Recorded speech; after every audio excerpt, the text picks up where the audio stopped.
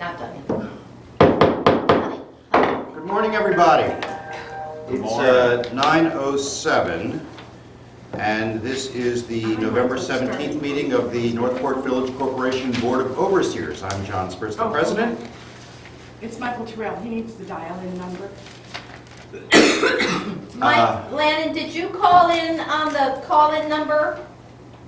Or the 338-7551? The regular number. Is that Okay. our number? Well, because we want to connect Michael as well. Michael, can you hear us on Vicky's cell phone? Michael, can you hear us? On Vicky's cell? Michael? Yeah, okay. I'll try. Very All right. little. Okay, then let's, Mike, both of you, let me give you the number. Just finished with 1-855-212-0212. Hey, I got it. Is that the same number from yesterday, Judy?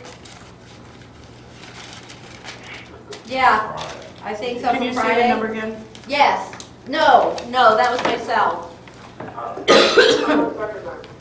Hold on. Number again, 855-212?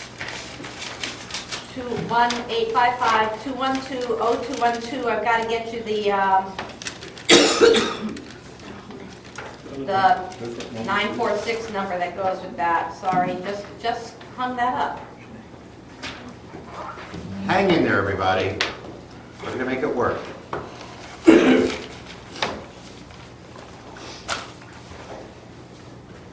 You there, Michael? Yeah. 946-416-092 is the meeting ID number. One more time. 946-416-092. That's the Eaton Peabody conference call number. Okay. Thank you, Michael. 55212-0212. Yes, Yes. thank you, Mike. Okay, thank you. Second, we have to dial into that too.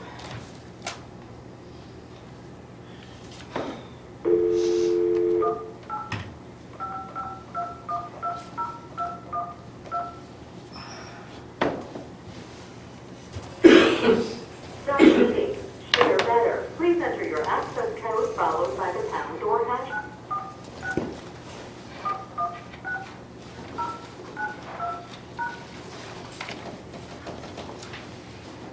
Welcome to Eaton Peabody.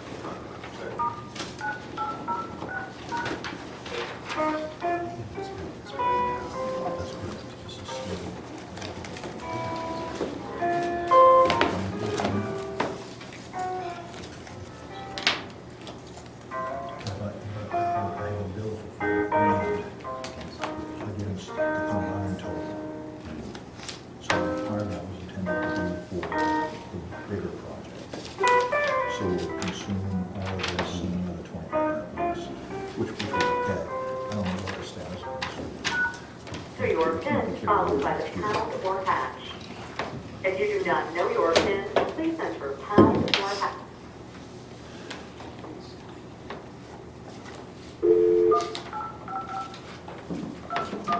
This is not the most exciting part of the video that people will be watching.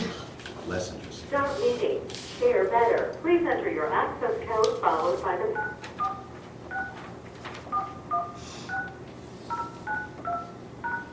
Welcome to Eaton Peabody Conference Center. Please stand by. We will begin shortly. Thank you. If you are the host, enter your PIN. There is 1 host and 3 participants in this conference. 3. Please announce yourself. Judy Metcalf. Who's on the line? Hello. Yeah, who's on the line? Michael Terrell. Hi, Glenn. Okay. We have you both here, and we will do our best to keep you alert to what's going on and so you can hear things. We first need to approve minutes of the October 13th meeting. Do I have a motion? Hey, attaboy, and I so move. Thank you. Is that seconded? Second. Any discussion? Hearing none, all in favor? It's unanimous. Are there any questions or issues from attending Bayside residents or meeting attendees? Yes, please stand up and identify yourself.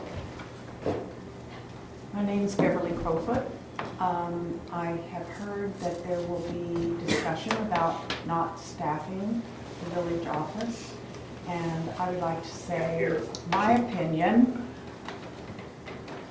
which is that it's part of our community. It's a focus for everyone who is here, whether they're seasonal, weekly rental, year-round renter. Having someone in the office gives us a focus, a way to talk with each other, relay information, relay problems, relay good things. And so I encourage you to find someone who can be a good face and a good interrelation for the community and its population. I also think it would be useful to have some of the financial activities of the village contracted locally in Northport or Belfast rather than at a distance, because that also is a community aspect for us here. Thank you. Thank you, Beverly. Thank you. Thank you, Beverly. Any other? Hearing none, we'll close out for the moment. We'll move on to committee reports. I am speaking loudly and clearly and encourage everybody else to do so. We'll start with the tree committee. Lisa Fryer.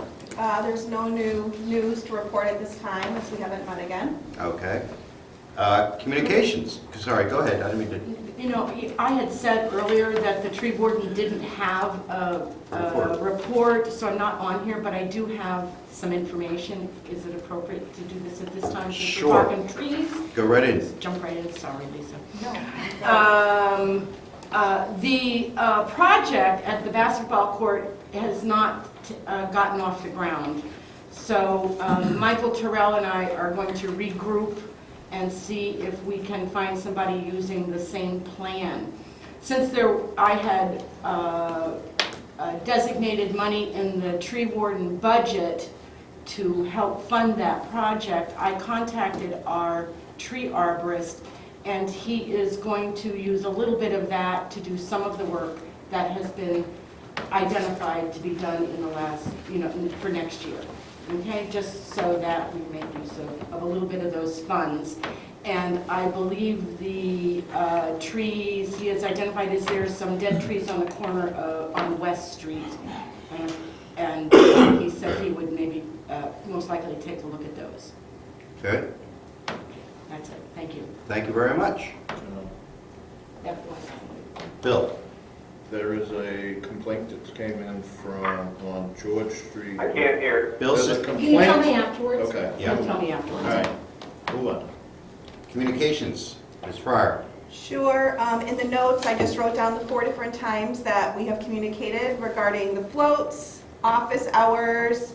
I did make a statement with a link about pesticide use regarding the brown-tail moth after concerns of that at the last meeting. And then, again, Amanda Hicks did a really nice job working with Mike in getting out a nice newsletter regarding the seawall, so everyone's up to date. Just clarification, it's Amanda Hickman, Ah, M-A-N. thank you. Hick, M-A-N. Hick M.A.N. I'll attach these communications notes to the meeting notes from today. Finance, Judy? Finance Committee has met to talk about the types of issues that Ms. Crowfoot has just discussed, and we continue to have discussions about that. That's John, Steve, and me having those conversations. Nothing concrete to report, lots of balls in the air. Fair enough. Any questions for Judy? Governance, Judy? The Governance Committee just finished a discussion. We will meet again on December 8th at 8 a.m. That discussion will take place mostly by phone, but the call-in number will be provided. Lisa, I'll send out a notice through you with the call-in number. And our focus right now is on the parking ordinance and its interplay, which we realized today with the zoning ordinance. And we have some really good members, and we're doing some really hard work. One of the things we're pursuing, and there will be a meeting at the school board in December, Martha Beiser will be representing us there to explore options for parking during the summer at the school. The school so far has been receptive. We need to make sure that the school department is receptive, and that might give some relief for some families with their guests. And I have a question, what's the goal of the governance committee in terms of reporting out when, in terms of a parking ordinance? Well, we just decided that we're making great headway, which is why we're meeting in December, which we wouldn't ordinarily do, and we will send out a report through Lisa as to what we've accomplished so far. Following that meeting, you're saying? No, before that, to solicit comments. I guess I should also say that the police officer has been really helpful in giving us very concrete suggestions, and we're right now parsing those and redlining those. Is this something that then we'll put together, have the community meetings, and then vote on at the annual meeting if we want to change this ordinance? Is that how this goes with this? We don't have to change it at the annual meeting. We certainly will have public meetings beforehand. We're hoping to have something in place before August. But it doesn't have to be approved by the annual meeting? Right. At the annual. The overseers have the authority to adopt the parking ordinance after public hearings. So my thought would be then your goal would maybe be to try to have it by June? We've been focusing on July 4th as one of the trouble points, so, Good, yes. okay. Excellent.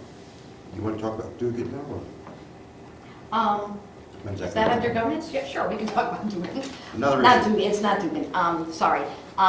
We received a request from the Hunnings. They are the new homeowners at the MacArthur Cottage at 770 Shore Road. And they are building a seawall. I would move, I guess that'd be the cleanest way to do this, that we enter and approve an indemnification agreement with the Hunnings whereby we give them temporary access during the time of construction of their seawall to any public property that they have to access, that's the beaches and our access ways, in exchange for an indemnification agreement by them as to any damages that they may cause in that process. They'll fix them, that they provide proof of $500,000 worth of insurance and proof of their contractor's insurance with us named as an assignee. I sent to the Hunnings the indemnification and easement, the temporary easement agreement that we do for all the people who ask for this permission. They have already reviewed it and signed it, and I have their contractors in certificate of liability naming the Village Corporation as an assignee of the insurance. Is there a second on that motion? A second. Michael Terrell, thank you. Is there a time frame on this? Not stated in the agreement, but the agreement does require them to keep Bill advised as to when they're going to do it. The contractor is Paul Bernacki, and he knows separately that he has to keep Bill advised. They plan on doing it sooner rather than later is what they've told me, which is why they wanted to do Right, I it. just think for not right now, we should be writing it on Labor Day of next year through Memorial Day. Nobody can have access. You mean the flip, Memorial Day to Labor Day? No, the other way around. Because of the seawall. Oh, because of the other seawall? Yeah, the other seawall. Because of the seawall work and the work that's going to be done on the building and everything. Yeah, that's a good point. That doesn't apply here. I think they're looking to do it in Manhattan. Right, but I'm just worried that it's going to split. We should just start writing that into everything. Yep, that's a very good point, Mike. That is requested from now until the project's over. Yep. If someone comes to me with that, I will make sure that I think of that. I hadn't thought of that. can we add that to this to make sure that, I mean, Well, do we want them doing this in the middle of the summer? Isn't there something about these things? We tend to do it in the summer. Yeah, okay, I agree, Michael, it probably won't matter for this one, but we should just start looking at it. okay. So this may be a verbal, Yeah. With I'll Jim. follow up with Jim and Diane and ask them the timeline, and if there is an issue, I'll report back to you, Mike, about that. Sounds good? Thank you. thank you. There's a motion on the floor to accept essentially this process, which is going to allow the Huntings to build a seawall in exchange for the $500,000 indemnification as well as contractor insurance. Any further discussion? Hearing none, all in favor? Thank you. Anything else, Judy, at the moment? No, I don't think so. That moves us to infrastructure. Mr. Lannon. Yes, this month we, some work's been progressing on the seawall. We've, boring guys were out there, and they've done their boring, and we're awaiting that report, and, a report from the wave analysis people. I did meet with the, structural engineer on site, on the same day as the board as well. We had some ideas with respect to how to do the causeway, and once we get the boring information, we'll talk about those, something about rapid stone to connect the two sides together. So he's working on that, and the next step would be, we should hear shortly, once the two studies are done, what the preferred alternative is. And then by December 1st, we're supposed to be getting a report on, a draft report on that. We are going to have an infrastructure meeting as soon as we do get those reports. It'll be mostly by phone. We'll allow everybody to file it, and then at that point, we will send out the next report. Other than that, there's been some discussion of some of the other issues, and we're going to talk about them more. So just to reiterate, the next issue of the newsletter or the update will be coming after your December meeting, is that what I understand? It could be as early as the Thanksgiving weekend. If we do get those reports in November every year. All right. And just as a reminder for the public, those watching, Mike made a reference to this and Judy did earlier, that when committees do meet by phone, in advance, we'll get the word out what that number is so that the public will be allowed to dial in also. And that'll be the case at the infrastructure meeting. Is there a date for that? I'm sorry, did it pass, Mike, for that one in December? For the one in December, no. We have to set the dates for the next two, but it's going to depend on when we get the report. There's no milestone date for the interim report. I just asked if they could get it before the final December, so that we can set it. Okay. Are there any actions required of the overseers before the January meeting, Mike? So ideally, the overseers, when I send out the report of the design, the overseers review it, and then if they have any questions or comments, if they join the call in December, because we will not really have another meeting until mid-January, and by then the final design will be well on its way. And if we not voice sort of opinions or concerns before that, we can incorporate them, but we might be going backwards and it might cost us a little money. Understood. Thank you. Any questions for Mike? Vicki? Yeah, is that appropriate? We agreed on that. That was We the did? timeline agreed on earlier, which is that the overseers would, upon the report, voice any concerns. Yeah, so that the committee, it's okay for us to participate in the committee meeting. It wouldn't be appropriate for us to have an overseers meeting that was simply on the line, but this is a committee meeting.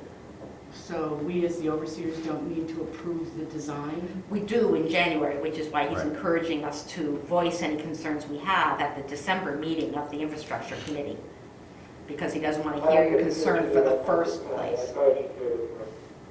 Is it correct, Mike, that at the January meeting, the overseers will be voting on the approved design?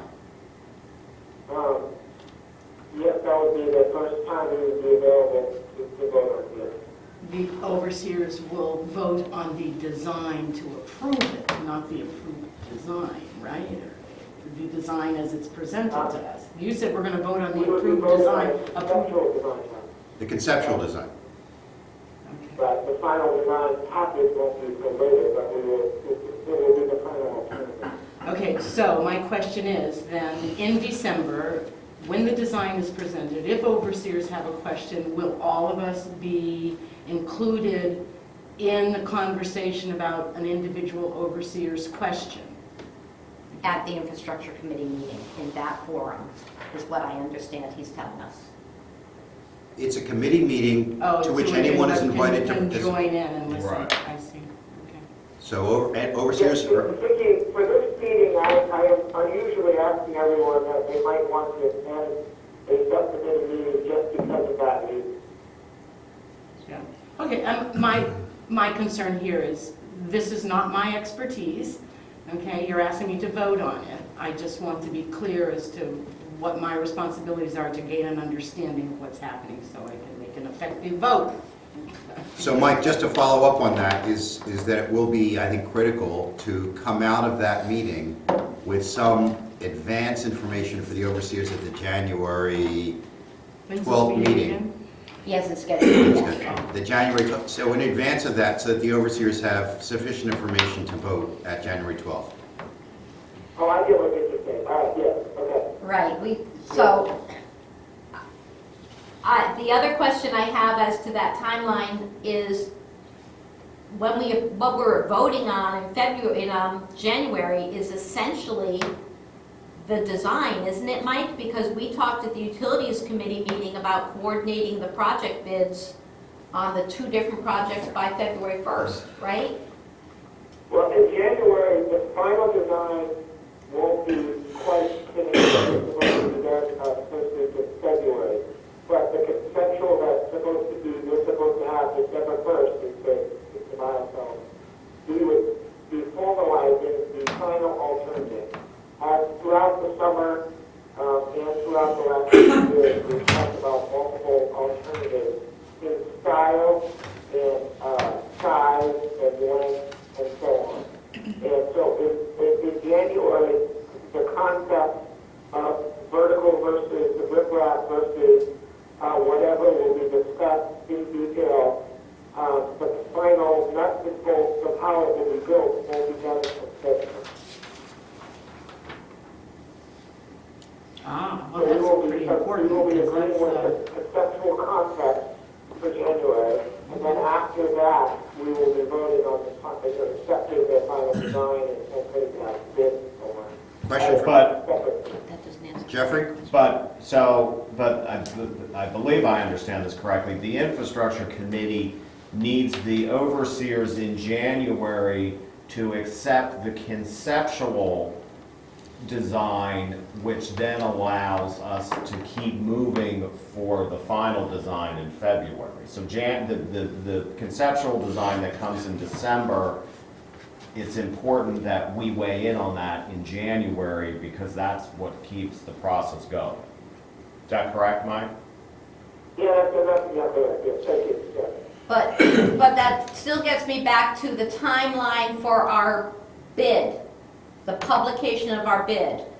When we all met on Friday, we talked about coordinating the two bids, the bid for the construction of the building and the bid for the seawall, so that they're both published at the same time. And we talked about that being February 1st as a deadline for Dorigo to finish at least the utilities work. Are you still on board with doing both bids at the same time? And if so, will the vote we make in January be sufficient to approve that bid so that it can be published? No.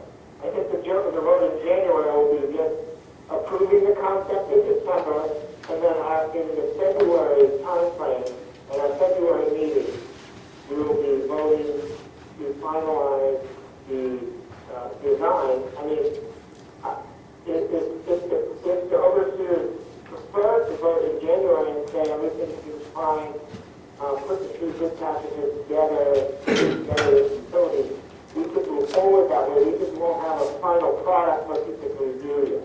So it's really, if we want to wait for the final product, that would be the February meeting.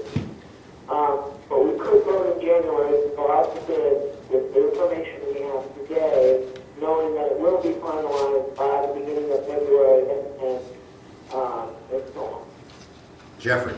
What impact does it have on both projects if we do the public notification of the bidding process March 1 instead of February?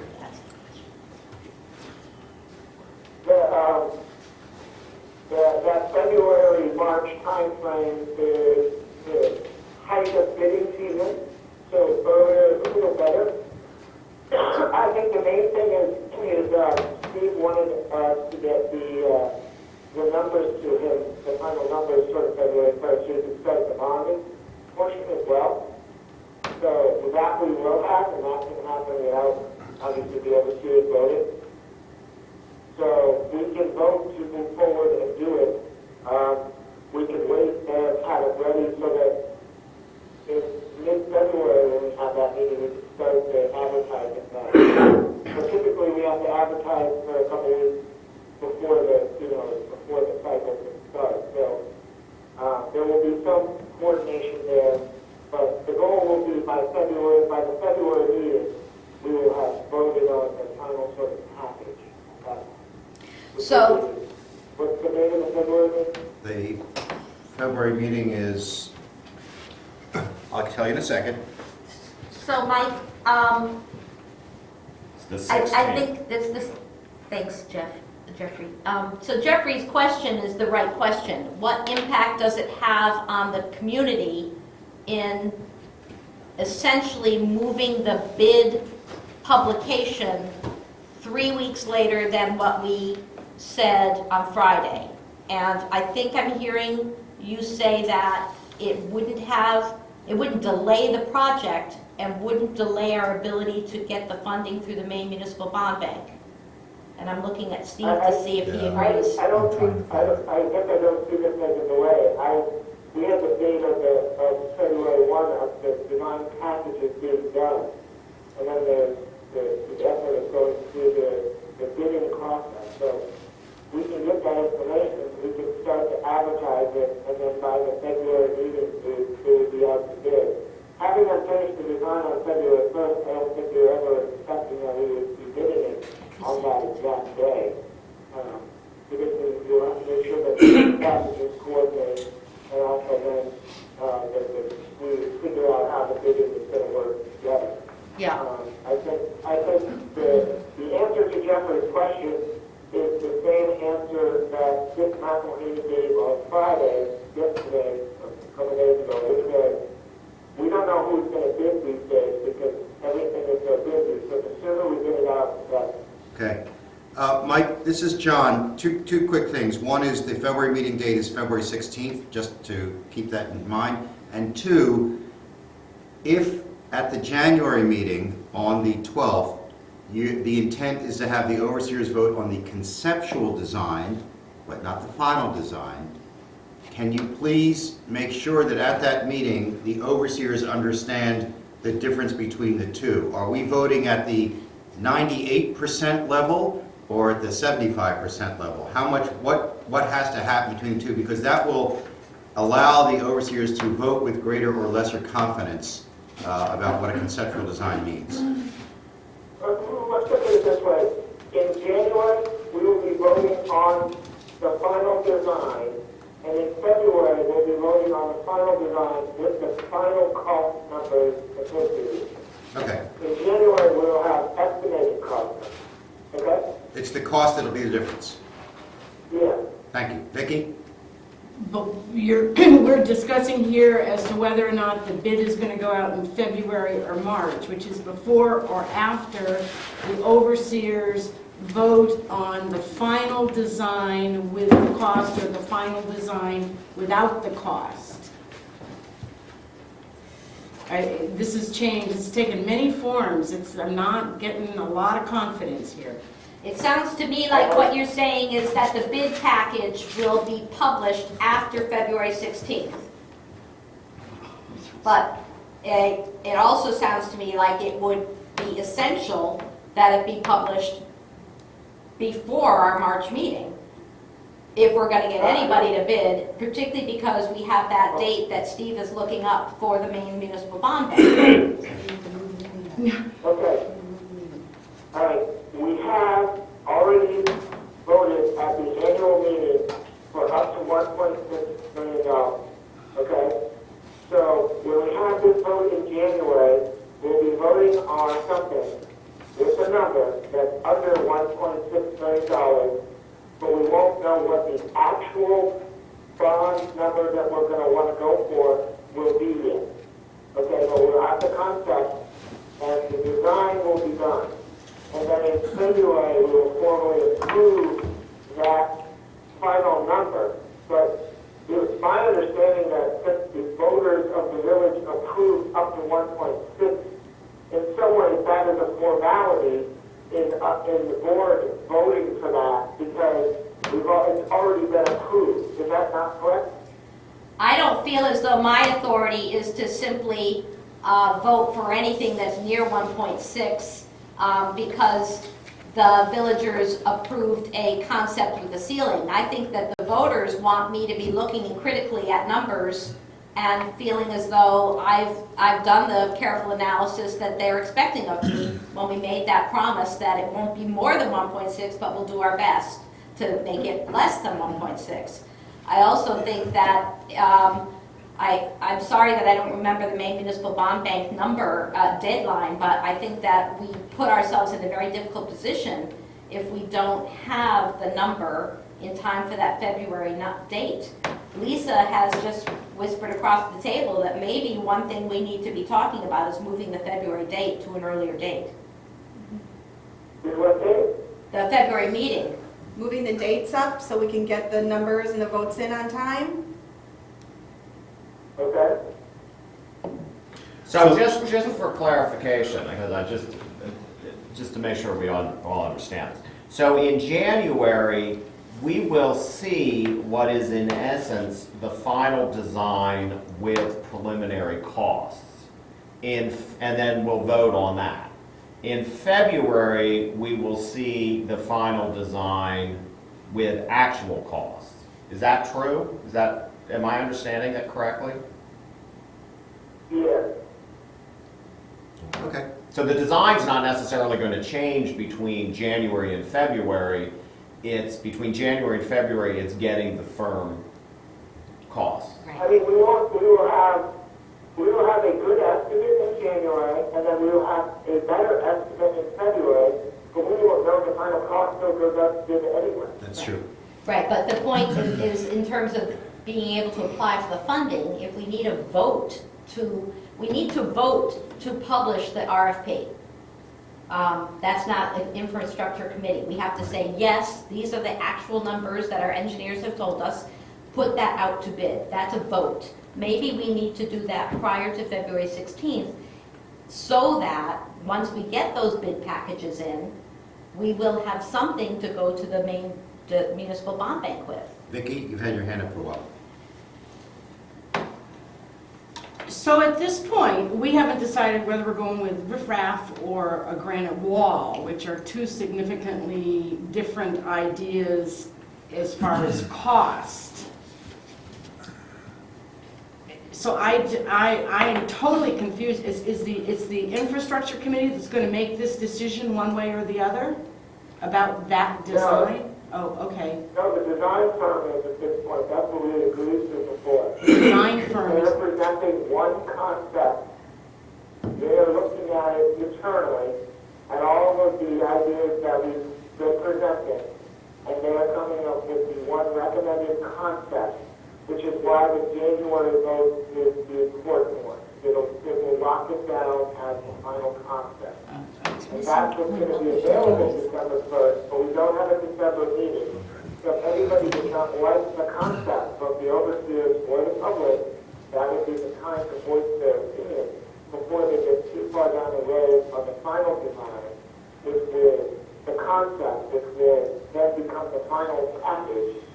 And by the January meeting, it will be fairly far along. That's why I'm saying if we wait until then and say, we don't like this, we want to change it, do something else, then we're going backwards in time, we're going backwards in money. Okay. The time to voice your opinion is in the December infrastructure committee meeting, when we get that back. Steve has some notes for us. So Mike, I'm looking at the bond issue schedule. Our application is due February 14th. Yeah. And we need 8 weeks to prepare that application. All right. And this is no change to the schedule that's been out there since August. Right, that's what I thought. So what I mean, certainly the bond bank is not the only option we have for financing, but it is probably the best option. And I know that you're going to be looking for money to begin paying for certain things at a point in time. So that's, I mean, the timeline you just presented is very different than what I think we've been talking about, and doesn't fit any of my thoughts around how we get the bond approved. That's just an FYI, I don't know how you change anything that's out there, but. But this seems like, The schedule that I've been talking about is the one that's in the package that was signed by the design firm. It's been the same as it has been since we started this project. So February 1st, we will have everything. How that fits in with the overseer schedule, I think is what we're talking about, Steve. Not that the schedule fits in, but how it fits in with the overseer's vote is what we're discussing now. Everything else is fits in. So let me back up just one second. So just my own little world. I need a firm number to go to the bond bank to ask for money. and you need that That's, February. I need that 8 weeks before You the go. deadline for the application. Now, we could probably cut that timeline down quite a bit. It may well be that we don't go out for funding until the fall issue. And I may have missed the boat all the way along here, Mike, but this is, we talked about a spring issue. I thought we would have a final bid number in time to meet this deadline. With the deadline is February 14th. That's the application, but we need time to develop the paperwork to present the application. So you need, in essence, that number January 1.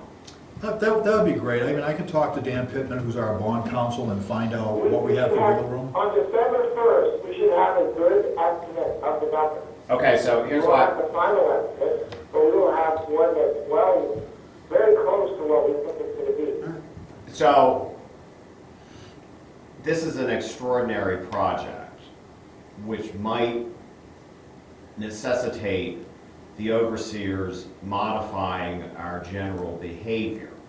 So this is Jeffrey teeing up the notion, do we need to have a December meeting? Because it seems to me, we're talking about the biggest infrastructure project this village has ever done, and I don't really want to come to a meeting in December, but it's my responsibility as an overseer to make sure I understand fully what's going on. And participating by phone on an infrastructure discussion, I don't think is the same as us being together as a body talking about this. Right. It seems to me it's wholly inappropriate for us, if looking at the process that we're going in and the deadlines that we're facing, we need to come together in December and look at this stuff. We could have a meeting that was not a regular meeting, but essentially a special meeting that was devoted exclusively to this issue. Right. Yeah, I think that's appropriate. The two gentlemen on the phone, what's your opinion on that? I agree with that. Yeah, if that's what everybody feels makes them comfortable, that's great. So what date works? December 8th is when the governance committee is meeting again, so it works for me. The 15th doesn't work for me. Okay. I won't be here the 8th, but if you don't need me to have this meeting. Well, but when will the contractors I can't actually, do the 8th. Okay, the 8th is complicated for me unless it's by all right, let's move phone. past the 8th. But when will the contractors, the people doing the work, have the information we need to have a discussion and a subsequent vote? Yeah. The deadline in the contract is December 1st, so if we gave it a couple of days past that, just to make sure, because I would do that Monday after Thanksgiving weekend, which is coming right up. Well, the December 1st is the Monday after A couple days Thanksgiving. after that, I think we would have it prepared. Thanksgiving is The 20th. the 28th, so you don't get the stuff until that Sunday, the 1st. So we would look at doing an overseers meeting on either the 8th or the 15th. And Michael Terrell can't do the 8th, and neither can John, so I'm less important. I'll put the 15th on my I calendar. can't do the 15th, but if that's what everyone else can do. Well, frankly, we need 4 people here. I can do the 15th I'm here. and do it in person here. Can one of you, Michael or Mike, be here on the 15th? Looking now, highly unlikely. Miles. I mean, it doesn't have to be, it has to be on the weekend. Well, does that, I can do any Wednesday or Thursday, because That just gets more, I can't. I can't. I think it is a weekend, unfortunately. I could do a Saturday, but Saturday the 14th is probably just as problematic for Michael. Gentlemen, I'm willing to push it up to the 22nd that weekend, No, No, sorry. okay? Sorry. it's, they're gonna be 50 we people. had this conversation at the last meeting, okay? And I think the problem is we run into this problem every December, which is probably why the December isn't. So, For the record, I agree with Jeffrey. I think that there are schedules that are moving quickly and dollars that are moving quickly, and the overseers should give this the attention it deserves. Lisa? Okay. So if we did it on, I missed it, but the 14th on Saturday morning, if we can do it Saturday morning? Not here. Michael's not here. No. Michael, are you going that whole weekend? No, I was saying I cannot hear. Oh, are you available on Saturday morning, the 14th? Because when we have 4, we have 4. Yeah, I could be here Saturday the 1, 2, 14th. 3. Did Judy say she could? Judy, could you do Saturday morning, the 14th? I could do the 14th. I think what Steve was just telling me is that he could only do the 15th, but, I'm available by phone. yeah. I Well, could we do- have 4 of us who can be in the room. We need. Okay. How about Mike Lannon? Is Mike Lannon going to be? Michael's Saturday morning, Mike Lennon, the 14th, Saturday morning? again, I really was not planning on being in May, really. None of us were. I gotta be honest with you, I don't understand the concern here, because we talked about this last meeting, we talked about this the meeting before, and I said if anybody has any concerns, they should voice them on the infrastructure call. Right, but Money's been appropriated, all we're talking about here is moving forward with this. What is the problem with Steve starting to compare numbers based on a number that the engineer gives us? How is that affecting the villagers if we vote later on that? right, that's what he's saying. I don't understand how the voting has to match up before we do some of these things behind the scenes. Well, I think there's 3, if I can, John? I Judy? think there's 3 responses. First of all, you're right, we did discuss the tightness of the schedule, which is why Steve has been very clear on the main municipal bond bank schedule. And last month, he told us all that, told us February 14th was the deadline.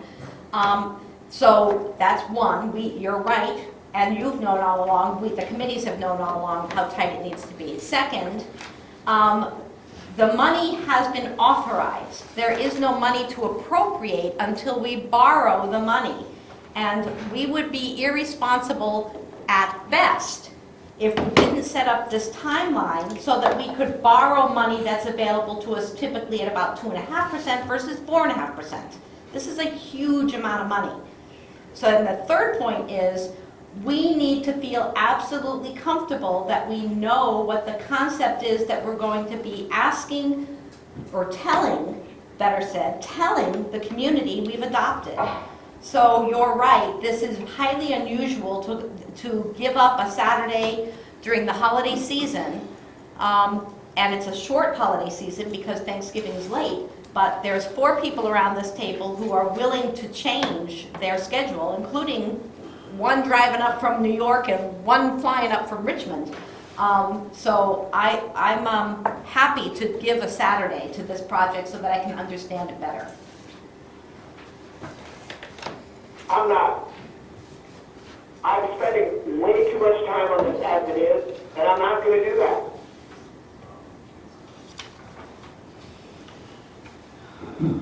Well, then the problem that you confront yourself with there, Michael, is you put the village in the position of not being able to accomplish a goal that you have identified as essential for this village's security, i.e. the seawall. You have put your incredible intelligence and talent behind this project to help us all understand how imperative it is.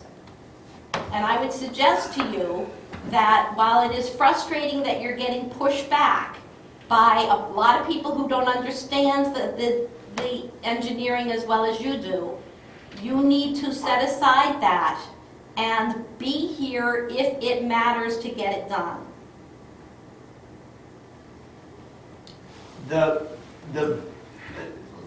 Let's talk a little bit about what the plan was or is for the January meeting. So will the engineers come and present to us, or do they present to the infrastructure committee? How do we actually, as a village, receive their final conceptual recommendations? They're going to give us a final report. So do we get a report that says, not unlike the report we reviewed at the last infrastructure committee? It's a written document that says this is what we believe you should do and how much it'll cost.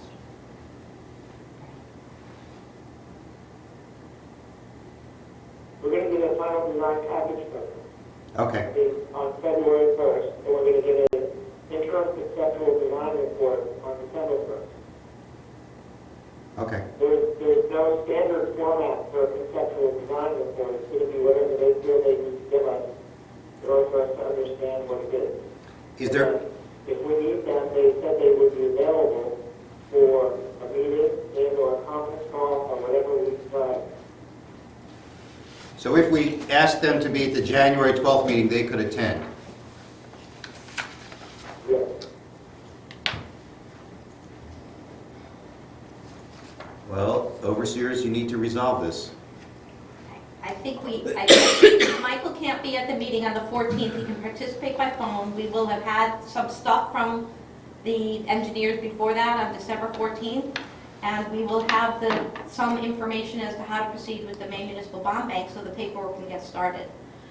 We won't have anything that we can get to them before our vote, which is why we also need to worry about changing the February meeting if need be. So Mike Lannon, I think in my mind, the thing that is different this morning than it was last month, and maybe this is just because I didn't pay attention correctly, but the schedule, the Maine Municipal Bond Bank schedule seems not to fit with our overseer schedule at all. So Steve's saying to us, I need stuff January 1, but we're not going to have a chance to vote on anything until January 16th. That's the struggle I'm having. The whole thing's out of whack from that standpoint. Can I just revisit the financing side, Mike? When do you need money? We already have the invoice that's coming from the engineers, Yep, we have cash for that, that's a done deal. right? We will get more invoices from the engineers. In what time frame and in what amounts? Well, the engineers have a budget of $90,000. They will not expend all of it to any of the departments. They will probably spend about roughly half of it finishing the design and the bid packages. So by the end of, say, March, about 45 days, including whatever is dead. Yeah, and then what about the second half? That will occur during the construction phase.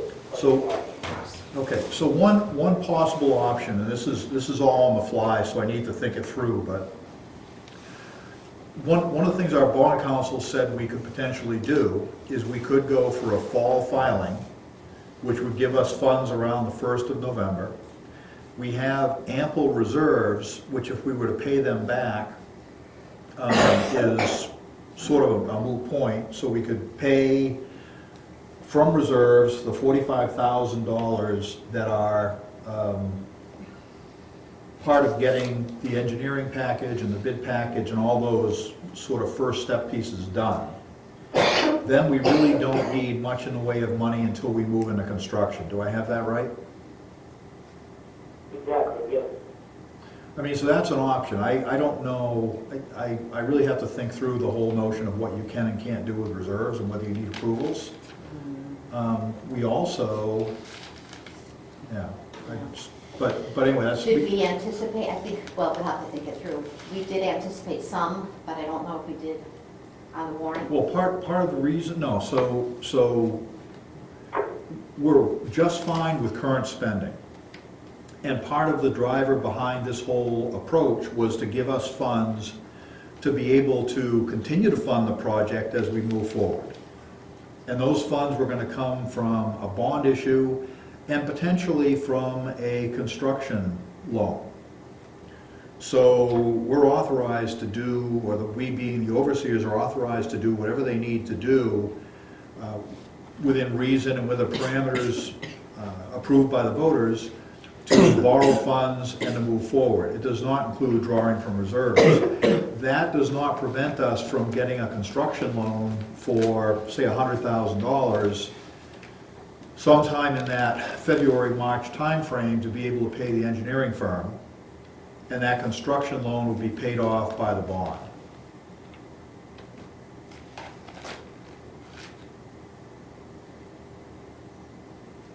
But I think what we want to be asking for from the Maine Municipal Bond Bank is the amount that that is ultimately approved to be spent. And one of the concerns I have is we're approved up to 1.6 million. We know the project is going to be some different value than that. Let's say that the project comes in this preliminary process at 1.3 million. If for some reason when the bids come in they're 1.4 million, we're in a pickle because we're 100,000 short and we don't have any way to come up with that $100,000. So from a process standpoint, our bond issue should cover whatever total expense is approved. Now, it may be that the project comes in at 2 million and the overseers have to make decisions to trim that down dramatically. But in either case, what we should be going to borrow is what we need, not what we hope is the right number. Does that make sense to everybody? We won't know any more after December 1st than we will on February 1st, because the unknown is not tweaking the final design cost estimate as much as the actual bidding numbers.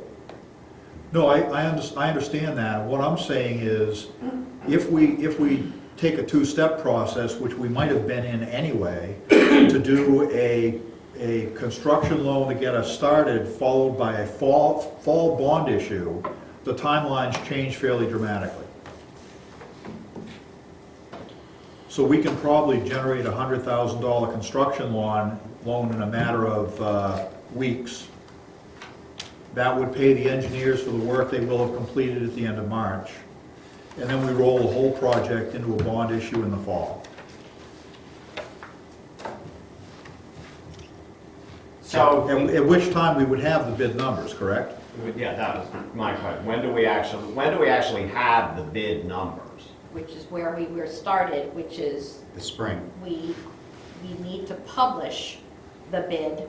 We had talked about February 1st, now we wouldn't be publishing till after February 16th.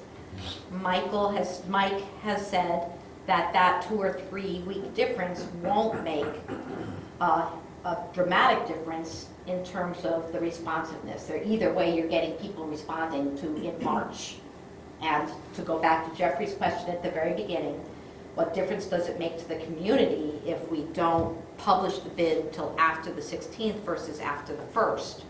Yeah. And Michael has said it doesn't make a big difference. It only makes a big difference if we're going to the bond bank in the winter. In the spring. In the winter, spring.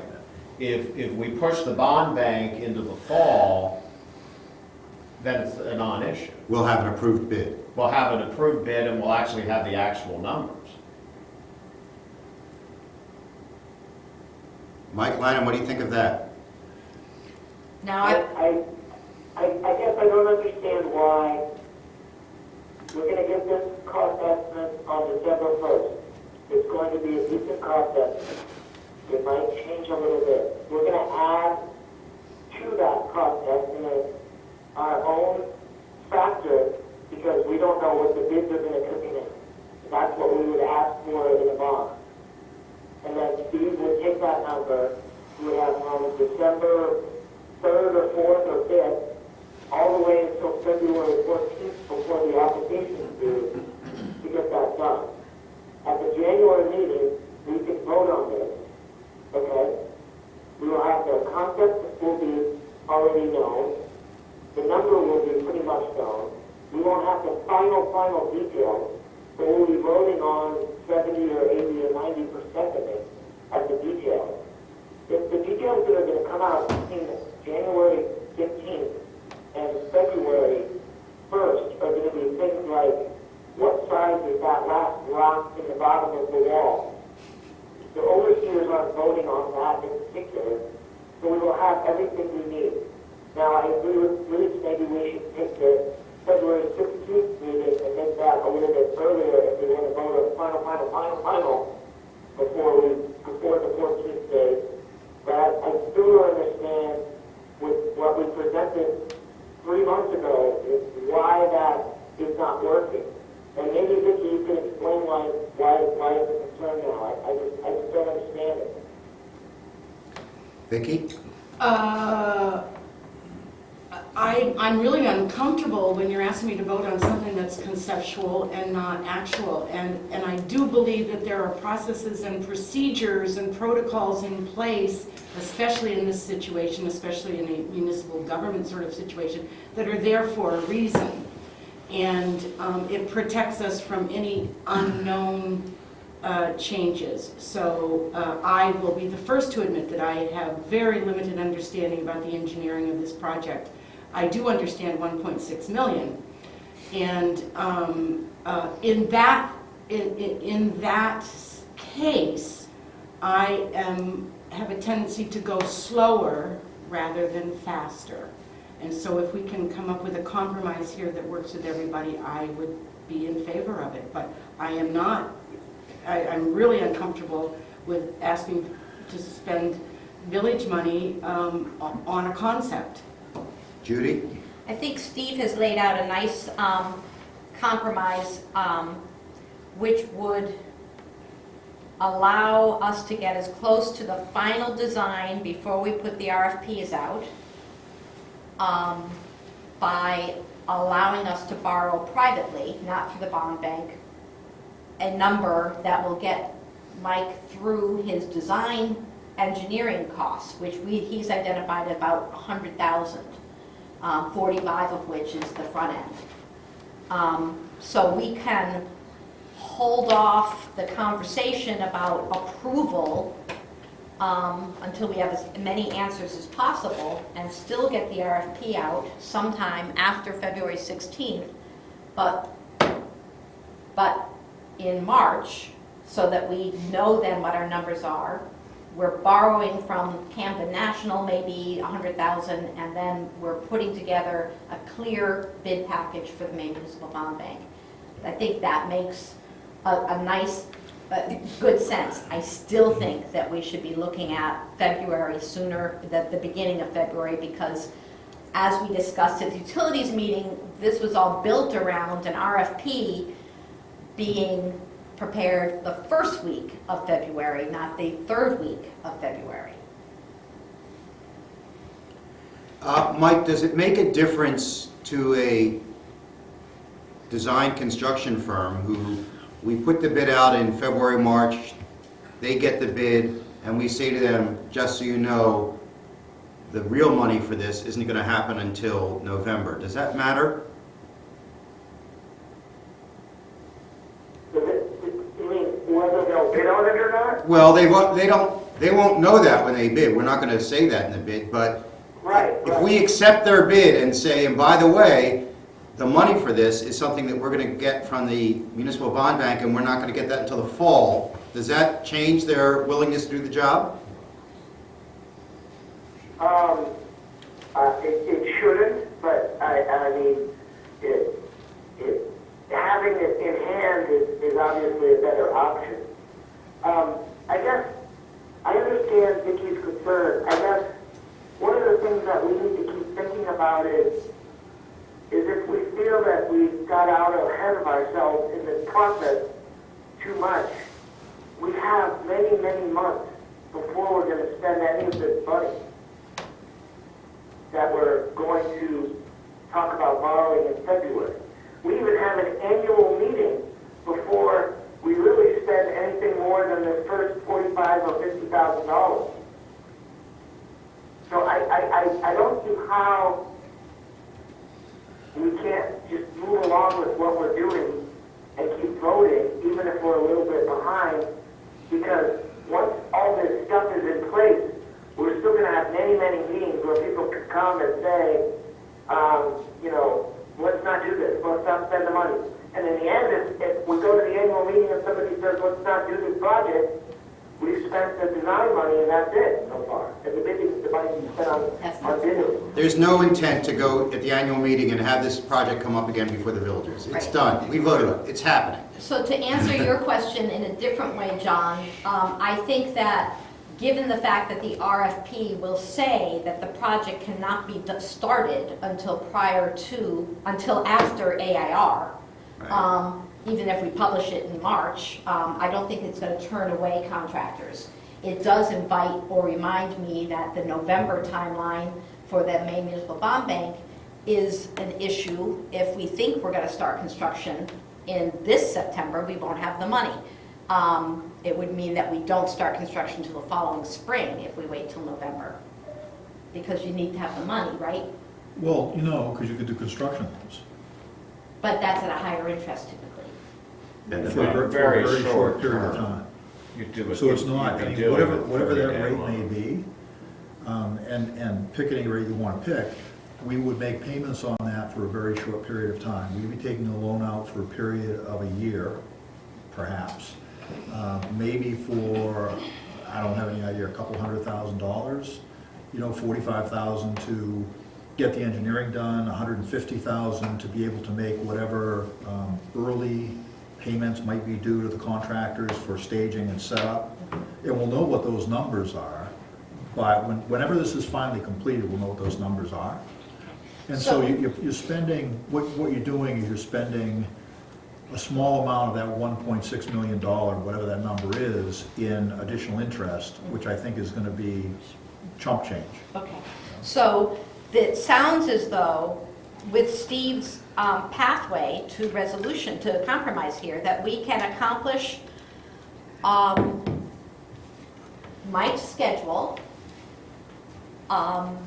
which is make sure we participate in the December Infrastructure Committee meeting, because that'll be a meaningful meeting.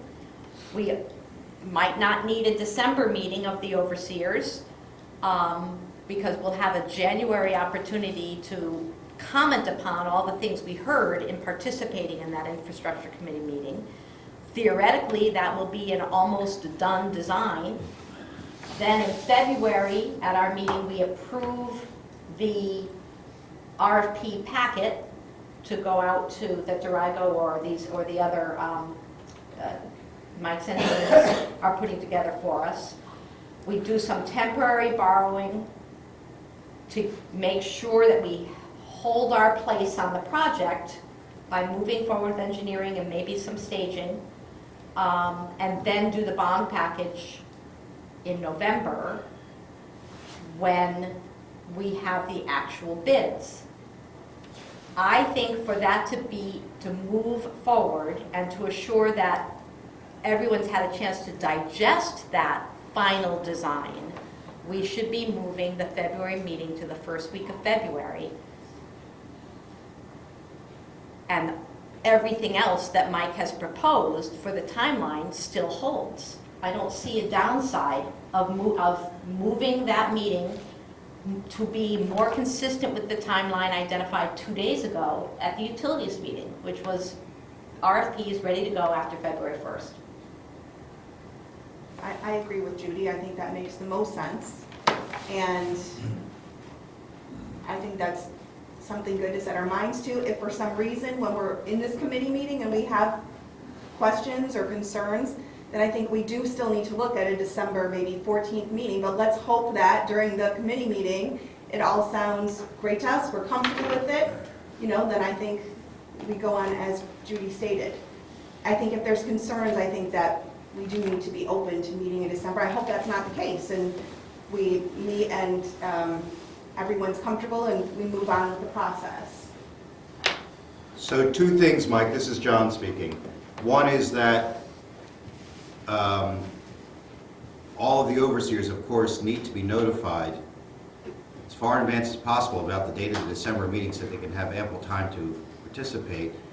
That you'll, I'm sure, run a tight meeting, will be on the phone, will be challenging, and that whatever comes out of that meeting needs to go to the overseers in as clear way as quickly as possible so that people have ample time before the January 12th meeting to absorb it, get back with any thoughts, and move towards a vote. Right. And I will send out the December information to everybody before the December call. And then a summary newsletter is going to go out to the entire village that summarizes that call of what happened. Full transparency. And then we can move forward.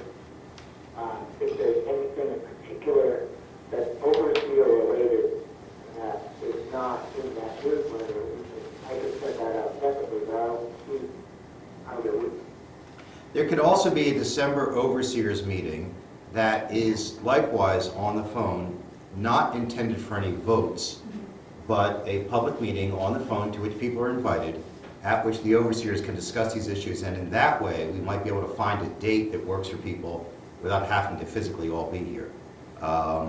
With the understanding that no votes are being taken, but that the issue is being discussed.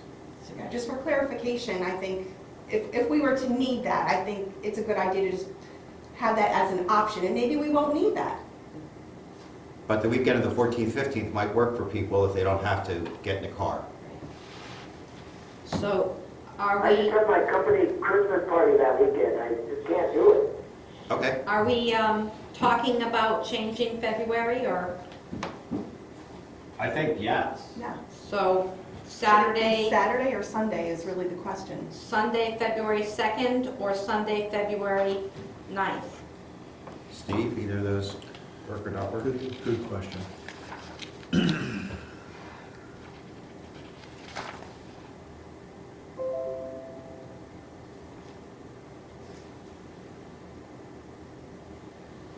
Mike or Michael, either of those dates work or not work for you? Either one would work. Saturday morning probably easier for me, but I might come from New York, so I don't know. Well, either of those work, but I can't see it in person. And in terms of from managing the schedule of this project, is that first weekend better than the second weekend purely from a project standpoint? I Yeah. would think yes. but Yeah, I'm because it just- gives us more time to get the Just gives RFP you up to the another week. paper. Yeah. I could do the first or second. Well, if we're moving a typical Sunday meeting, then I would prefer Sunday the 2nd, since our community expects our meetings to be on Yep. Sundays. That works for me. Works for me. And Works for me. we're canceling the 16th? Yes. Yeah, works for me. Am I hearing that there are going to be at least 4 people in attendance? I will be here. Yeah. Okay. What day are we talking about? Sorry. The Sunday. 2nd, Groundhog Day. Oh, spring is coming, oh. Winter's almost over. Oh, great. And it also at 9. Yeah. At 9 a.m. on Sunday, February 2nd. And obviously, we'll get that word out to everybody ASAP. I agree. It feels like the more we can move that February date up, it gives us a little more time in terms of the RFP. And in terms of getting this temporary construction loan, We've got some work to do. So, hey, Mike, I have a question for you. So the bid, if I understand everything, I've taken some pretty copious notes, but if I understand correctly, the bid package will go out in February.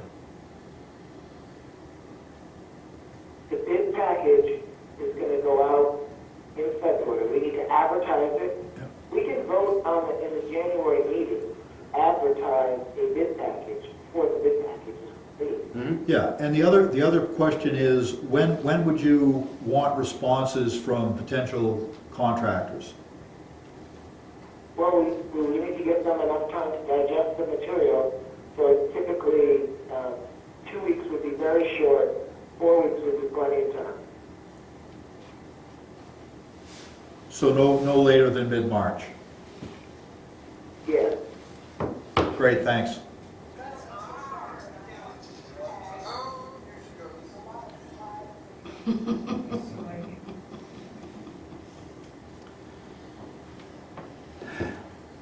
I'm exhaling at my end of the table. Mike Lannon, is this work for you? This notion of the temporary construction loan that gets us over the hump and the lion's share coming through a fall bond bank issue? Yeah, I guess I really don't understand why we're not going to go for the February one with December numbers. I don't see any advantage of waiting, frankly. Understood. But does that alternative that I present work for you? Yes. Not as well as doing it in February, no. Because I think there is an advantage to being able to say, we have our money in hand when people are asking for it, or we're in the process of getting it. There is an Okay. advantage to that. Okay. But Okay. it's not something that we should lose sleep with. Thank you. Is the advantage that they'll give us a cheaper truck? Any other issues or questions on the seawall project? From anybody? Mike, are there other infrastructure issues to discuss? Oh, God, no. So Mike, are you sticking around through this entire meeting, or are you going to run screaming as quickly as you can? Wait, can you hear what I'm thinking, Steve?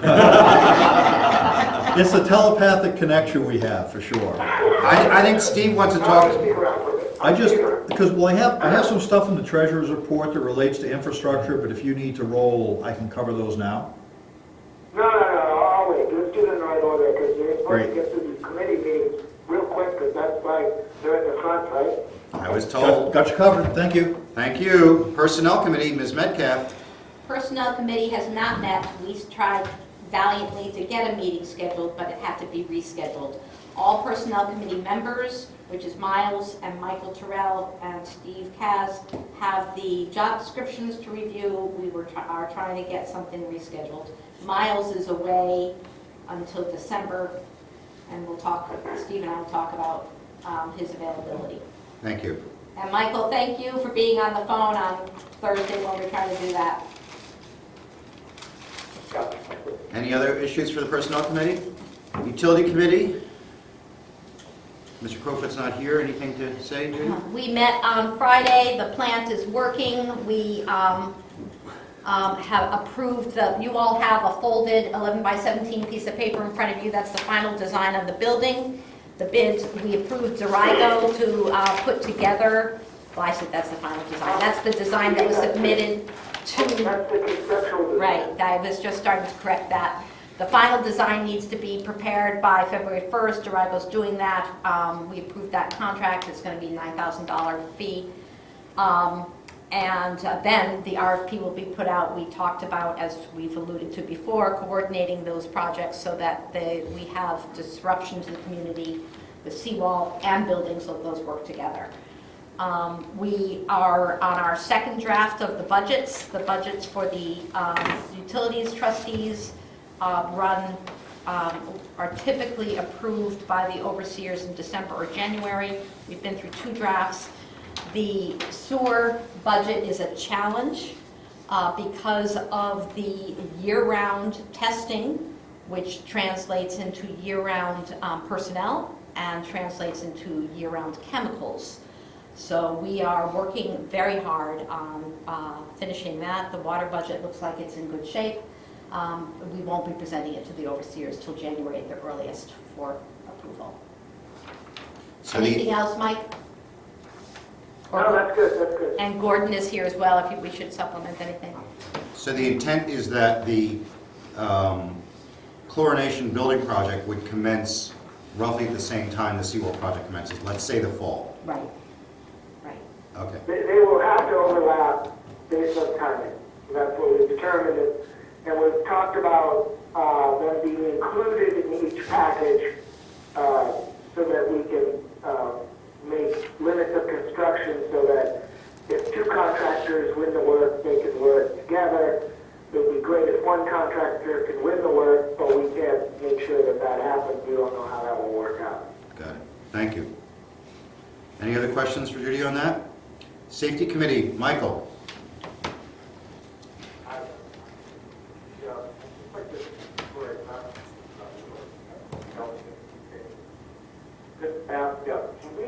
I'm the guy who asked if we could move the committee meetings to the top or higher, actually.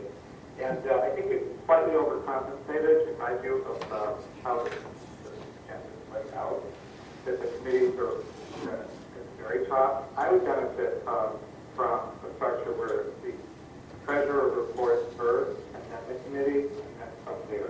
That feels more logical to me. I always benefit from Steve snapshot and collaboration on the member team. Because I think that frames a lot of the conversation. So I just ask if we consider that. That's quite enough to process the treasurer in charge. Steve, any issue on that? No, it's fine with me. But as of the next meeting, we'll have that new structure. Thank you. Basically, just update, more of a process update than anything else. I know we're budgeting, et cetera.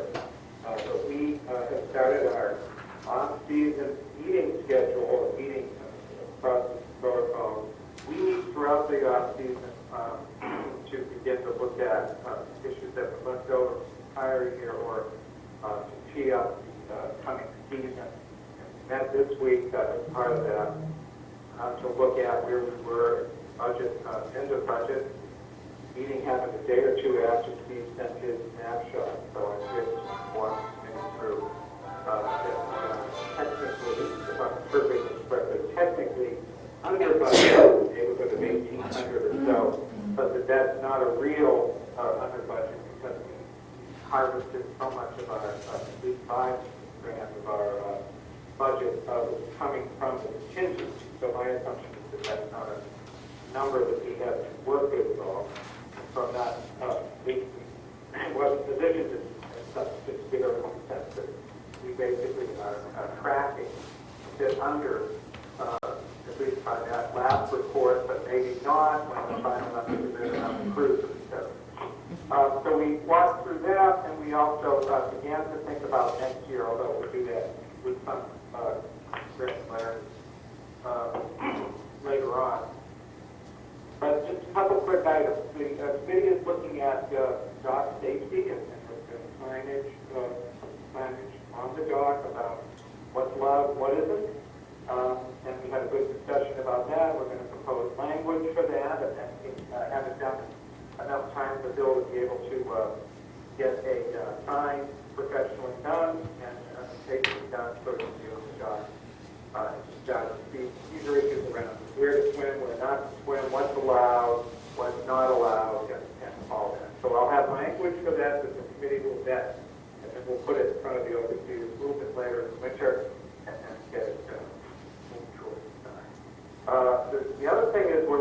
that is a couple things. Our walking around assumption is that we're going to have roughly the same number in our budget. I don't know if that's certain, but we're not looking at giant changes, although we are looking for to take a more concerted look at the monitoring, either in the form of an updated radar gun for the police or signage that would be digital signage. And we are considering putting in front of the committee, the overseer's plan with the part volunteer funded, resident funded, and also part overseer funded in terms of one sign of each of those categories. And I'm talking about those digital signs that are in the neighborhood of 2,500. We already have some folks that have come forward to say that they would be happy to fund a sign or to pay towards the purchase of a sign. So we're really looking to make that more of a thing, ongoing, plan around, not just relying on the police, but to do something about this meeting, but to actually take more, make it more visible. That rotating sign, that mobile sign is very effective, but we only have one of them. And it's one you can actually see when you come into the village and it moves around it. So we'll look to see more to come on that. Again, I'm not proposing anything in this conversation. It's the process update versus anything action. But letting you know what we have in our process. And I think that's it, unless, Jeffrey, I know you thanks you couldn't make it, at least unless you have enough. No, I think that represents the meeting well, Michael. Thank you. Lisa, Jeff's shaking his head no, and Lisa said, you got it all. Any other questions for Michael? Thank you. Moving along, Jeffrey, your turn at waterfront safety. No report as we haven't met. Town of Northport issues. I didn't go to the last meeting, but they are still discussing the marijuana sales ordinances. I garnered that from other information that I had, and I did receive their agenda, but that seems to be the big topic. Yeah. She said the town is discussing marijuana ordinances. He said here. Oh, I thought he said can't. I think he said. Oh, wait, I thought he I said thought here. it was here. Anyhow. Yeah, I thought whoever said it was. Move along. Okay.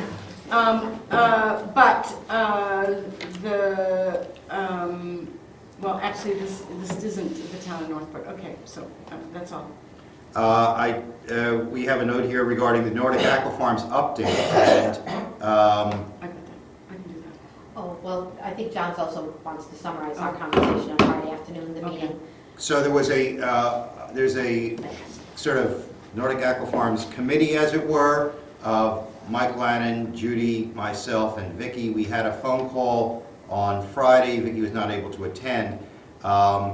And the substance of that call was to, given that there, unless otherwise, is a 2-month gap between our meetings until February, that we would allow Upstream to continue to take the lead in terms of representing our interests in this process, and that we would stay advised, as always, as to what's going on, but that we were not going to worry about initially, at the moment, pulling the overseas into the conversation. We feel like we have very good representation with Upstream. Their interests align with ours, and it allows us to keep an ear in the conversation without having to physically be there necessarily. Judy, any notes on that? Well, the reason, and Vicki was available at the original scheduled time at 4 o'clock, so I appreciate that she stuck by her phone. We weren't able to convene until just before 5 because the utilities department meeting had gone so long. So Vicki was there, as always, for us. The reason we had the committee meeting was because the board has issued what's called the 4th procedural order, and it surprised a lot of the interveners in terms of its very aggressive timeline for getting this thing heard. It's going to be now heard very quickly, and there's a lot of deadlines that need to be done in terms of presenting expert witness testimony and writing ahead of time. All of that comes on the heels of Nordic having filed an amendment to their application consisting of about 1,000 pages of additional pages. So we're very grateful for the expertise and balance that Upstream has brought to this and their willingness to carry our banner for us. I will be writing a letter to the Board of Environmental Protection at the request of Upstream and as assented to by the committee on Friday, just endorsing the reservations that Upstream has expressed as to this very aggressive timeline in the face of all the new information that has been put out on this application and the obligations to get the testimony, written testimony in for the experts in very short order. I think that summarizes what we accomplished on Friday. Vicki? Yeah, I just want to clarify, yeah, the board she's talking about is the Department of Environmental Protection, and they are more or less sort of the final say. Currently, the title question is still in question, and that's in the courts, and there are other representatives taking care of that. At one point, it was in Upstream's bag, but they have separated and they are trying to get the title. I think our concern is that it may go forward even if they don't have the right title to the intertidal zone there. The other thing is for the viewing audience is that Upstream's Watch's position is that we are in favor of aqua farms and that the concern is the scope of this facility that they're proposing and the amount of discharge going into a bay that would affect our village. There are people in the village that are very much in favor of this, and I want to acknowledge that. We are not saying that we are against aqua farming, and that is how the Village Corporation has come to align themselves with Upstream Watch, and I'm very comfortable with that as a villager, and I will say for disclosure that I've done a lot of work with Upstream Watch, and so we just want to be clear on that. Okay. Thank you. I do have, there is a newsletter out, I did make copies for the overseers. There is a link on that, and I will send it out to you so that you can just tap the link. We did, Upstream Watch did do a presentation that was very well received and had lots of wonderful slides, and a lot of our village residents helped out, and it was done in Belfast.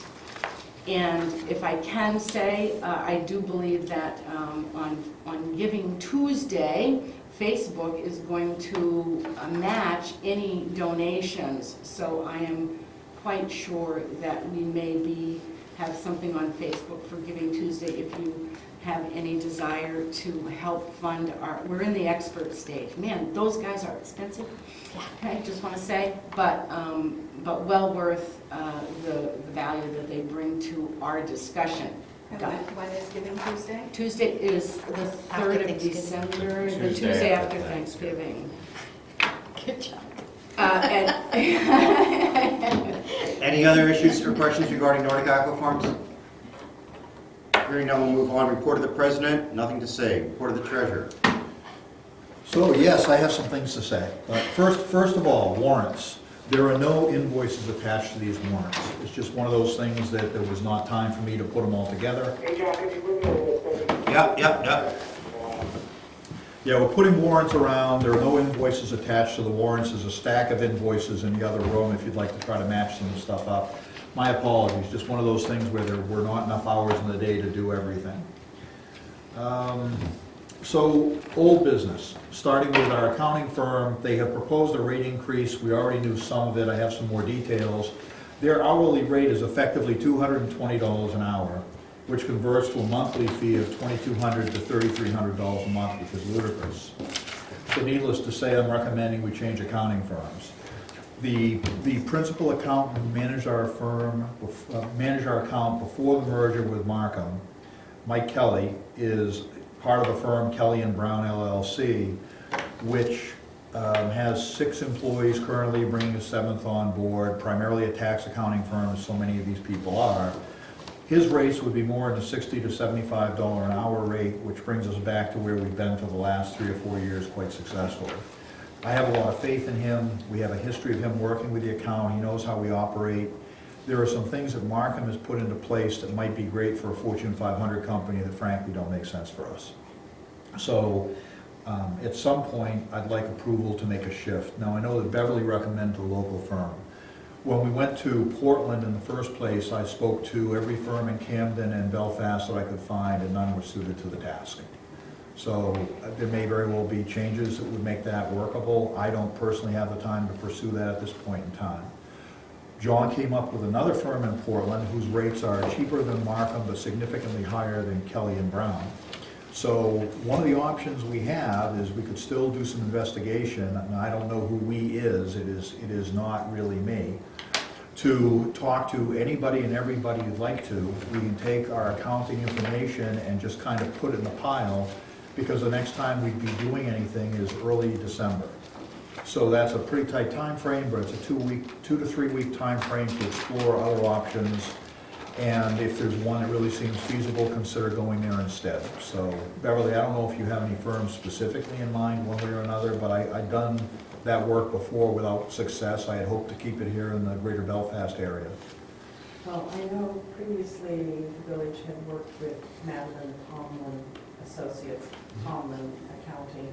Madeline's retired, her daughter Kaylee has the firm now. I've heard good things about her. I know there was a little friction with the treasurer at that point back in the history, but maybe that issue has disappeared. Yeah, do you know if they did the audit back at that point in time? I'm sorry, I don't know. Because I know that when we were looking at firms the last time, Joe Huntoon made a comment about one of the firms that it would be foolish to reconnect with that firm because of the problems we had during the audit procedure. And I honestly don't remember which firm that was. As we all know, firms change, Yep. for better and for worse. Judy? When we went to Purvis Dawson, we sat around this table very nervous about the big city firm and distance and cost. And it was very refreshing to see that the cost was actually a savings for us over what we were doing with our internal bookkeeper. When you took the bookkeeping number that we used to pay, plus we had, for a long period of time, no mistakes. So if Mike is presenting to us a proposal that keeps those costs on par with what we were doing before, I guess this is a preamble to a motion, I would move to authorize Steve to retain Mike. I would make it an at-will retention so that we can continue this conversation.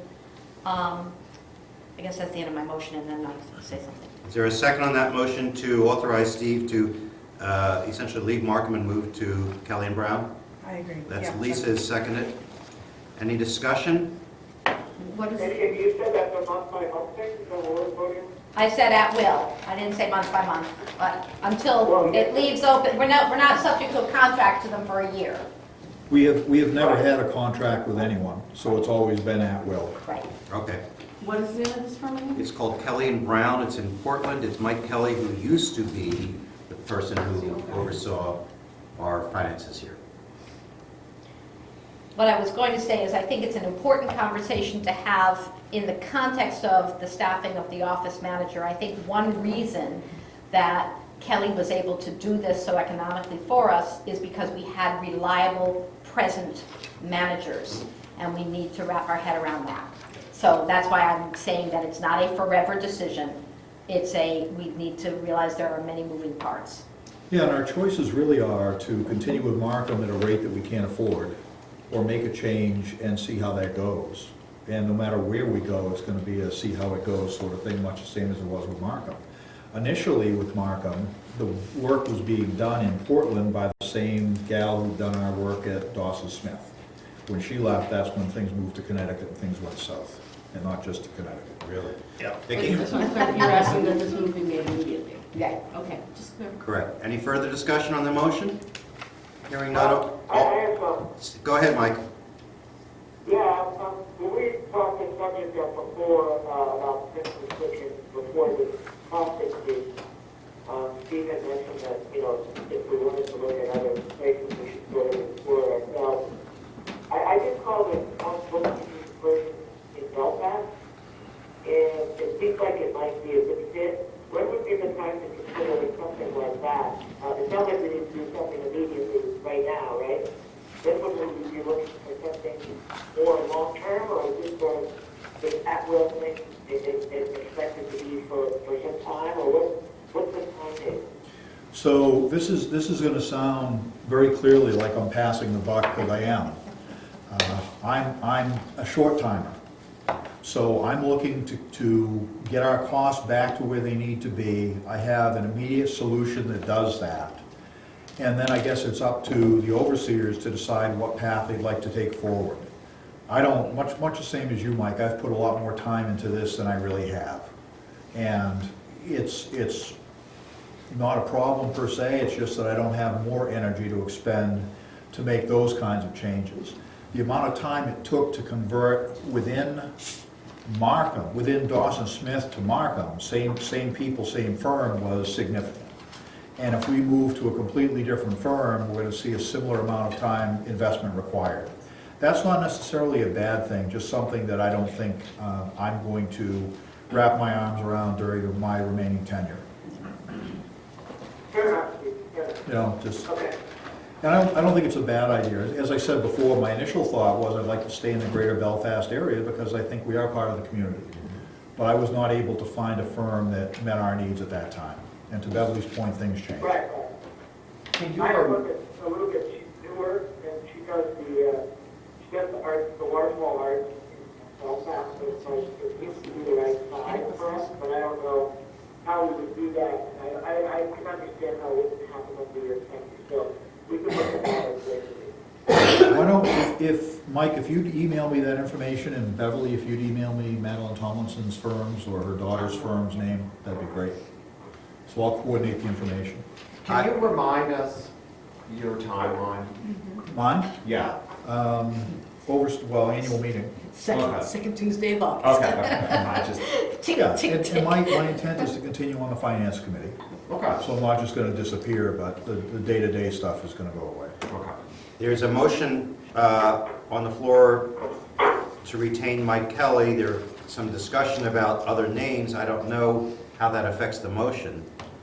I think the motion is, The motion. Until we decide to change. So can I have a vote on the motion, please, to retain Mike Kelly? It's unanimous at the table. How about you two gentlemen? Yes. Thank you. Aye. Aye, indeed. So I would like a second motion to hire Purdy Powers to do our audit. We've used them, well, for longer than I've been treasurer, so 5 years with my own personal experience and some time before that.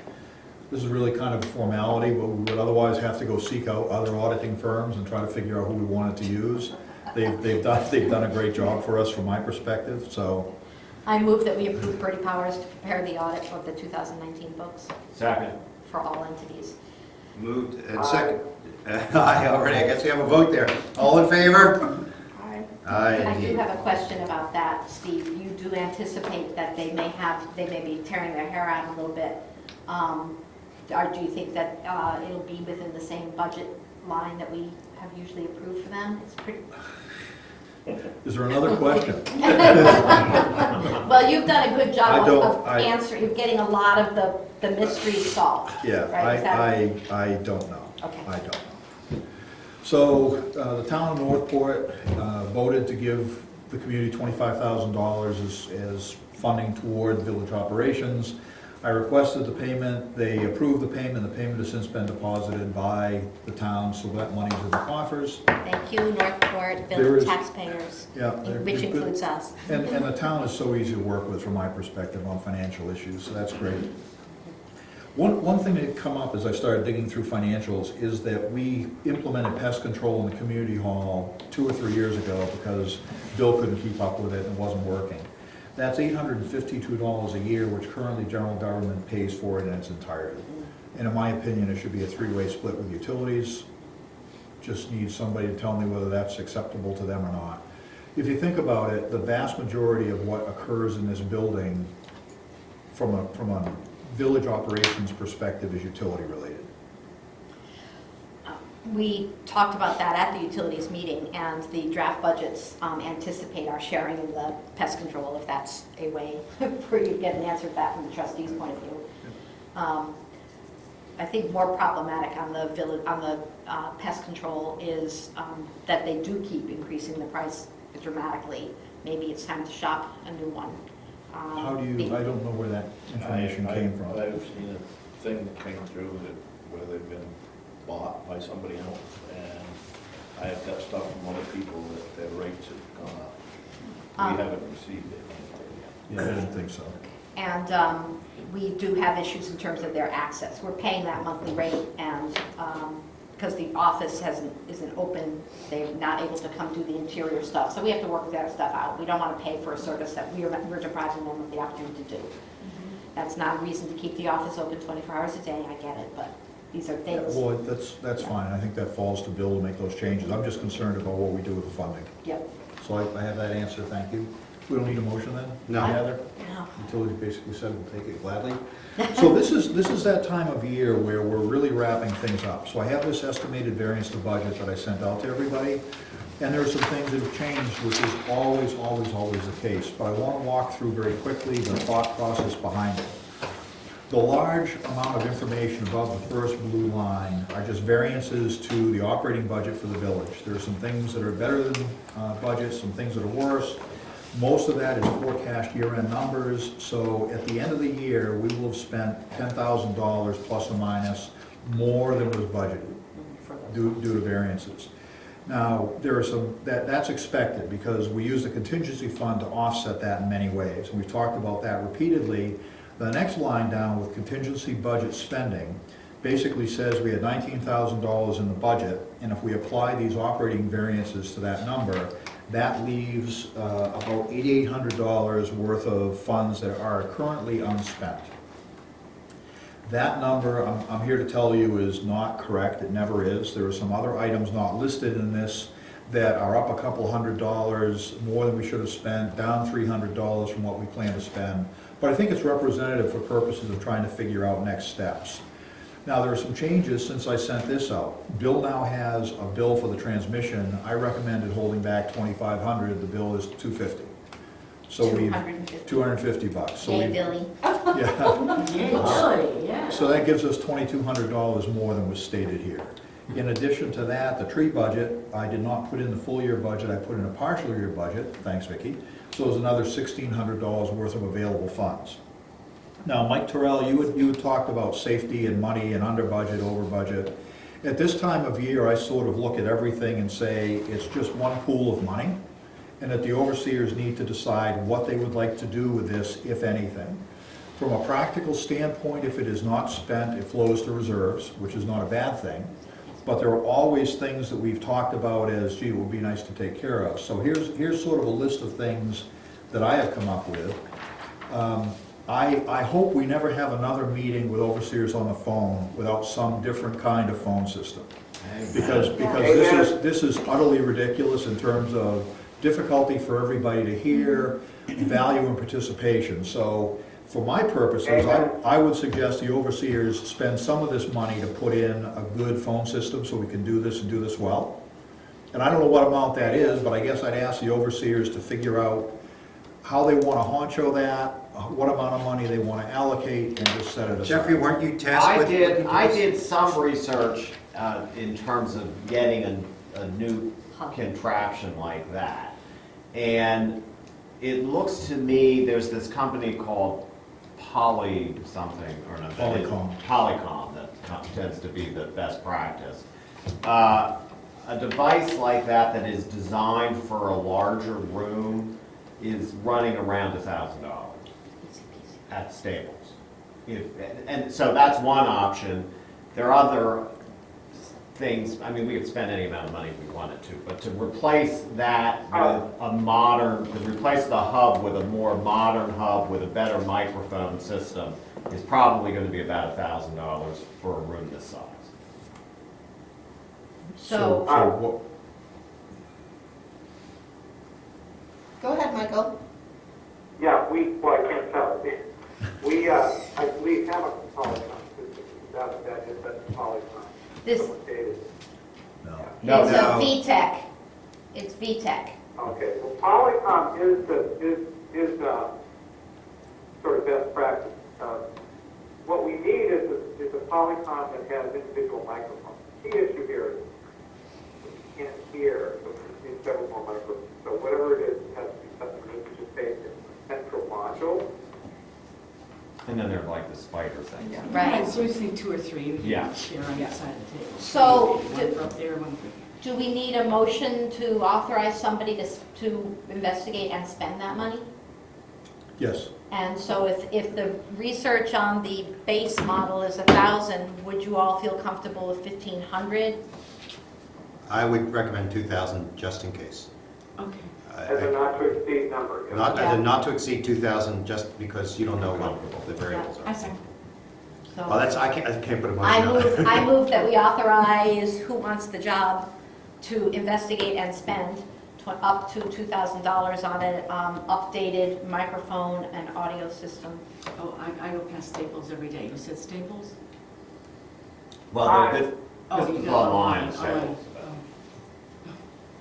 who is what's his name? Yeah, that's what I'm wondering, what's his name?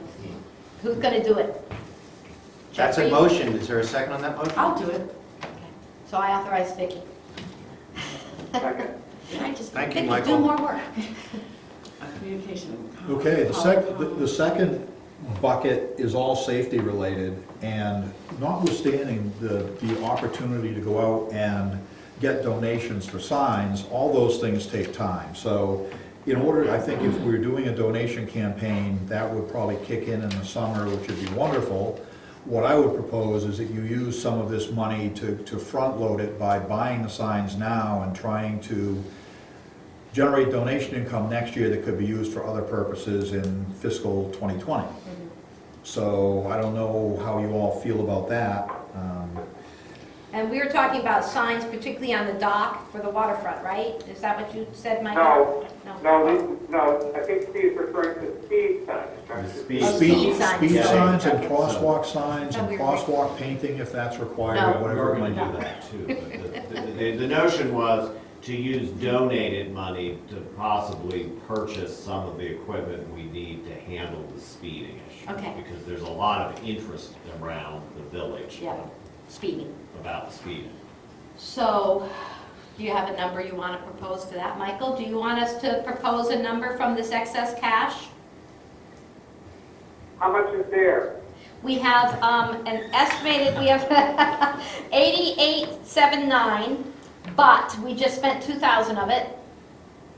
But then you were going to add the Well, I cruiser don't have I think the numbers we're talking about are kind of spitball, but if we did something that looked to pay for one of those digital signs, I would love to, I think we need to, but the consensus from the committee was the other day, we certainly get enough residents involved to How much crowd. does those Was cost? there 20? 2,500. 2,500 each. So with 5,000, you could get 2 more signs. I'm sorry. We're just kicking around numbers here. Yeah, we were just saying that if you get 2 more signs, it costs you 5,000. One more movable sign is 2,500. I'll tell you, I'm not on board with buying 2 more with us, because this is a tight number anyways, the 6,700.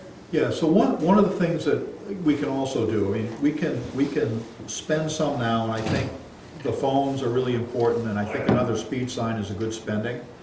And I will review numbers again, and if you provide a wish list of if we still have money by the time we close out November, and we're a little bit closer to final budget numbers, and we've gotten everything corrected, and it turns out you've got money, you could pre-authorize the purchase of something else, whatever something else might be. The other thing I would do is seriously consider a sign which is fixed and not movable and solar powered. Because one of the challenges is somebody's going to have to be chasing signs around. It's not gonna operate year-round, and Portland's just put signs on posts that are, operating that way. Also, they're very hard to turn off, and the movable ones that we have, people just go and turn them off. And here, A discussion about the fact that movable signs can be turned off, and that, Seems like a waste of I'm time. not sure we're there on the sign issue in terms of resolving exactly what we want, or, I like Well, can Steve's we- idea that I would authorize $2,500 to spend on signs if the treasurer confirms that we have that available income, and subject to however the committee wants to spend it. Well, not that's however. not how I heard it, actually. I heard it that we could allocate a not-to-exceed number now for one sign and perhaps have additional funding if Steve determines that it's still available. Did I hear that correct, Steve? No, you heard that correctly from me, but there was some additional discussion about, if I have this correctly, not willing to fund at that level at this time. My personal view, Michael, is that if we're spending $5,000 on this not excess money, it's money that we haven't spent otherwise, that I wouldn't want it to all go into signs. I'm happy to spend $2,500 on it, but I think there's some road issues that I know with the freezing that we don't have maybe a good chance to fix roads, but I know that the villagers have come to us about Pleasant Lane and how dangerous it is for pedestrians and for drivers on that tiny little street, and maybe we should be spending some money on dealing with that, with the terrible runoff there. Well, we're gonna come back around to that one. I don't think And the other thing, I don't know about a number for the sign, but if we're talking about something that is a permanent fixture with solar power and out of reach for people so they can't turn it off, I'm sure that's more money. So can we allow Bill Right, to so I would- investigate it and do a no higher than number? I wonder if that's- we could, that's right, a higher number, not to exceed number, maybe in the neighborhood of 4. Not to exceed. I don't know. We don't know the numbers yet. I'd be comfortable with that if someone wants to make that motion. well, okay. There is a motion on the floor then, it hasn't been seconded yet, to authorize The motion is $2,500. for what? I had said $2,500. I'll change the number to no higher than 4,000. I'll second that. That was a tough sell. Further discussion to authorize Billy to investigate a permanent sign And purchase. and purchase up no more than $4,000. Bill, is this with you? The I specifications. don't know if that's enough money. Bill says, I don't know if that's enough Well, money. then you can come back to it. Then you'll inform the overseers of that. Well, then we'll come back to us next year.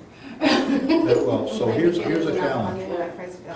Coming back next year is a good answer, except you have no money. Right. So you have money now and you can spend it or not. Like I said, it goes to reserves. What are you looking at? Yeah, but how much? Well, How much that's are what- we off? As Bill continues on that, let me continue with this so we don't spend any more time here than we need to. So, Mike, a couple of infrastructure questions. Yeah. We have, and I don't know if you have a copy of this in front of you, but about $17,000 in reserves authorized and not as yet spent. 5,000 of that is going to be used to pay the most recent engineering bill. It's going to leave you about 12. For what, I'm sorry? For your engineering bill, $5,000, you've got a bill from Malone for seawall engineering. Right. So we're And then gonna, we still have, we have designed, there should be a design bill by the end of the year for the work on North Avenue. yeah, so we have, so that's the question. Do you have any idea what that's gonna run? I don't know exactly, it will depend on how much of it they get done this year, but they're supposed to finish the design part of that by the 31st of July. And that was originally up to 15K, so, But you've already spent some of that 15K. yeah, exactly, So you've got about 12,000. right. Okay, so I should expect that to be spent. I would expect it to be spent right now, because that was the plan, was we were not trying to spend anything on North Street in the 1.6 billion, because they were sort of separate votes. Yes. But does that do any work on North Street? That does not do any construction work. That's So, all the time. so you'll have a design that will need to be funded at some future date. Right, which would be, I would assume at the next annual meeting. Okay, so the other question I feel is, it's gonna be in the same construction package, but that part won't be funded. okay, so the last piece is you have about $6,000 in road money left. Is it too late in the year to do anything with that? I bet Billy's shaking his head yes. No, he was shaking his head no. I wasn't. Oh, he was? I No. What do you wanna do with it, Billy? What was the question? The- Question is- Billy's just shaking his head. Is it too late in the year to spend the money that is left in the road budget on some road projects? I know the weather has changed that type of time. With the Well, with we the, always need material for crowning of roads. right, with the And ground that being is, frozen. you know, this bulk week. material that can be delivered and can be applied to roads that we need. So we can always do that as needed. Too late to get material? Too late to get materials to put on a road and grade out because the ground's froze. He's saying it's Not too late to really. get materials to put on the road and Not use. really. All right, so you just want to put materials, Stockpile. stockpiling for the roads, where are we gonna stockpile? Where are we gonna put it? That's what the question is. Right, I mean, that's, you'd have to talk to a contractor, because they're gonna have to stockpile it, because then they're gonna have to load it and bring it. We don't have any place to put it here. But then you're gonna have to hire somebody to come in to load it. I think Bill's voting against stockpiling materials. Okay. It's just gonna cost more money, I think. Yeah. Can we prepay for materials? Maybe it will do. So don't just get a quote on materials and prepay it this year? Yeah, might be able to do Say, that. here's, put this credit on my gravel account. Yeah, I think they'd do that. Vicki? I'm confused as to why we're discussing these things that actually I sort of think should be discussed in committee in order to spend money that's been designated somewhere. If we don't spend that money, doesn't it just go into a general fund next year? It doesn't disappear. It rolls into goes- something. Yeah, it rolls into Goes reserves. into reserves and we can't which- spend it. Which cannot be spent. Unless, When are reserves able to be spent? Only upon when voted rest at vote. the annual meeting. Okay, well, we still don't lose it. no, but there's an opportunity There's here. there's no loss, but what happens is, Yeah, I know. you're gonna have competing pressures. So think of this as we have an operating budget this year with things we want to get done. And, depending upon the timing, if we had had fewer problems with accounting, we would have done this earlier in the year. We didn't have time. So it is a question now, are there things that the overseers would like to try to get done? And if so, what are they? And if not, that's quite fine. They can go directly to reserves, there's no harm done, and can be used some point in the future if need be. Okay. So there's no bad side to it at all. But that's how we come down to this, end of year discussion. The 6,000 in road money is still unspoken for, it sounds like. Yeah, and I wouldn't spend all of it, but I might do half of that. Because Bill might still have problems between now and year end. Is this to authorize Bill to, I don't know, so what's happening here? Well, I think so we've got two things. We never really closed the loop on the sign. Right, we haven't voted on the up to 4,000. And then we now have I the, thought we did, I'm sorry. no. Now we have the Oh, that's right, road Bill issue. was- I can't get a price, you gotta do a quote for the sign. Would you be receptive to having Lisa share the research she's already done on that? If we get the vote authorized and then lean on someone to help you? Because I know you've got a lot of balls in the air right now. Yeah, if she, And I'm volunteering I'm Lisa happy to to do the help. work. I'm happy to get you numbers and she get has the numbers. figures, I just can't get them numbers right this quick. Right, that seems fair. So the authorization, the motion is still to authorize Bill to research and spend up to $4,000 on one sign, however And that, hopefully it's not gonna cost. right. That's still on the floor. Any further discussion? That's the solar sign. Hearing none, all in I'll favor? vote. Thank you. All right, now let's move back to the road. $6,000 in road money. How do you want to resolve that, if at all, or not necessarily? Well, it seems to me that Steve's recommending that we take $3,000 and figure out a way to pre-purchase material. I like that. If I remember right, with the figures that we done, Hey, Billy? one of the streets, which Just wait a sec, Bill's talking. which I think was Griffin Street, Upper Griffin Street, I don't think it was Upper Main Street, I think it was Upper And I'm Griffin here. Street, was around $6,000 to do that job. All right, so I like the idea of stockpiling, or paying in advance for material that would be held by by whoever we buy it from ahead of time, up to 3,000. I'm a little bit nervous that municipalities might not be able to pay in advance for something. So I'm happy to ask that question. It just seems it seems like it might be problematic to spend money on a promise of getting a service later. So I'd be happy to ask Dan, or you can ask Dan that question. Yeah, I can ask, let me ask Dan. If, this assumes you approve it. Right. So is there a motion there? I think it's creative. I would move that we investigate and, if authorized, do purchase a credit of up to $3,000 in road material to be used in 2020 on road repairs. Is there a second on that? I said, Any further discussion? Hearing none, all in favor? Thank you. Aye. And that's all I have. Whew.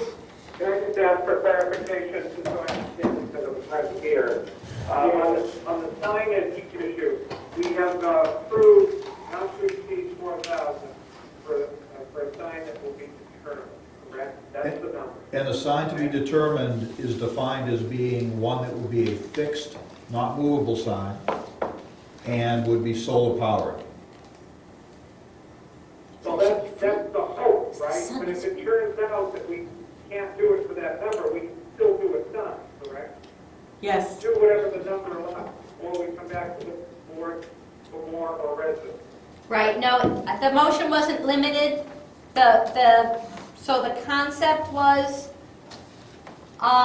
solar sign in a fixed location, but we're leaving Lisa and you and Bill in charge of finding the best sign at the lowest price. And we've defined best sign as solar and fixed. Right, and the committee will look at that and it's part of a plan for the, all right, that's great. I just want to be clear to the party here. Thank you. I also have in the agenda, Steve, that there was going to be a discussion of the potential for a no cash policy for the office.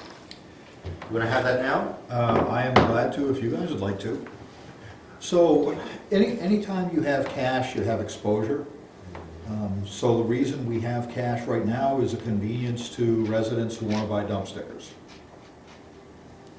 The town of Northport does not take cash. The town of Portland, I don't think, takes cash. So the question is, should we be at the Town point? office does. They For a do? dump sticker, you can go in. Just- So Gordon will be buying his dump stickers at the town office from now on. And Wentworth takes cash. It just, you know, Nobody has cash anymore.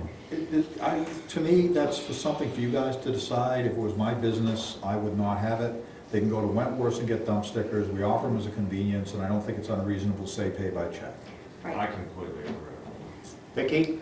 slightly off topic, but probably what led us to this. Is Amy done working here for us now? Are things straight with our bookkeeping? And did we find that any cash was diverted? We found no cash diversion. Good, thank you. Amy continues to work for us. Okay. Amy is tasked to utilities only at this point. Further discussion on, well, there's not, so Steve has a proposition. I move that we eliminate all cash from the office. All payments should be by check. I think before, that's my motion. I second that motion. Discussion. So the motion is to eliminate all cash from the office and payments for dump stickers, which is the only thing cash is being used for, you're saying? You could do something like watercraft registration. I mean, Okay. but we don't take cash for utility bills. Okay, Check, so everything's in check, is that right? everything moved to check. Any discussion on this? I was one of the ones who wanted to keep the opportunity for cash here in the past, because I had been in this office when substantial citizens were totally offended by the fact that they couldn't pay cash at a time that we experimented with it, and so I ended up writing a check for their dump stickers to keep that calm. I think now that Wentworth sells the dump stickers and the world of cash has become much less common, I don't think it's as dramatic to impose upon people that they should carry their checkbook around them.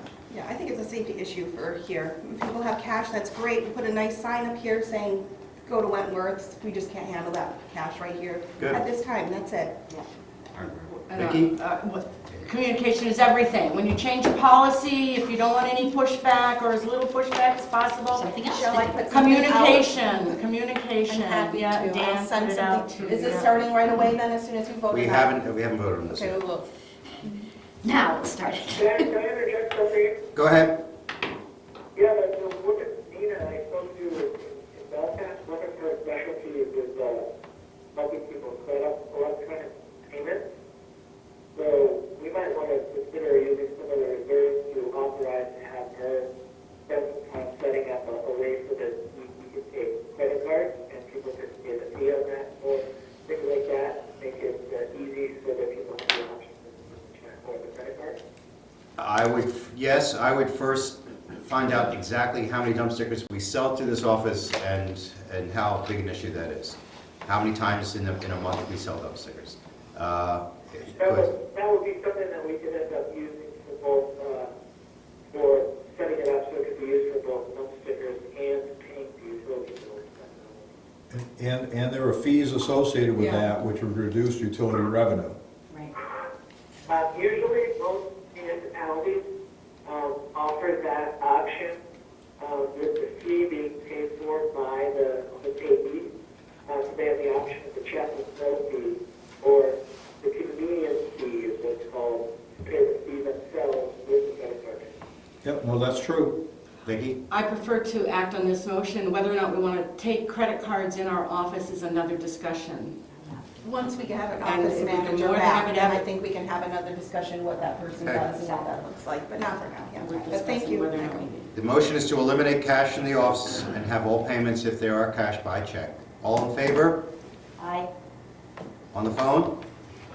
Opposed? Thank you. Aye. Thank you.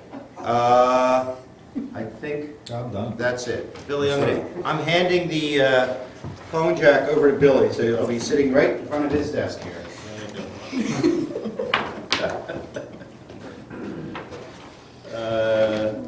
Well, Steve's already told you that out of that, I can't remember now, $6,000 you had for a special meeting to authorize for a transmission. Through this long process, took forever. It only ended up costing us in the end a very minimum amount of money. Some people had to suffer through that, and I'm sorry for that, but that's how it goes. As long as it wasn't me.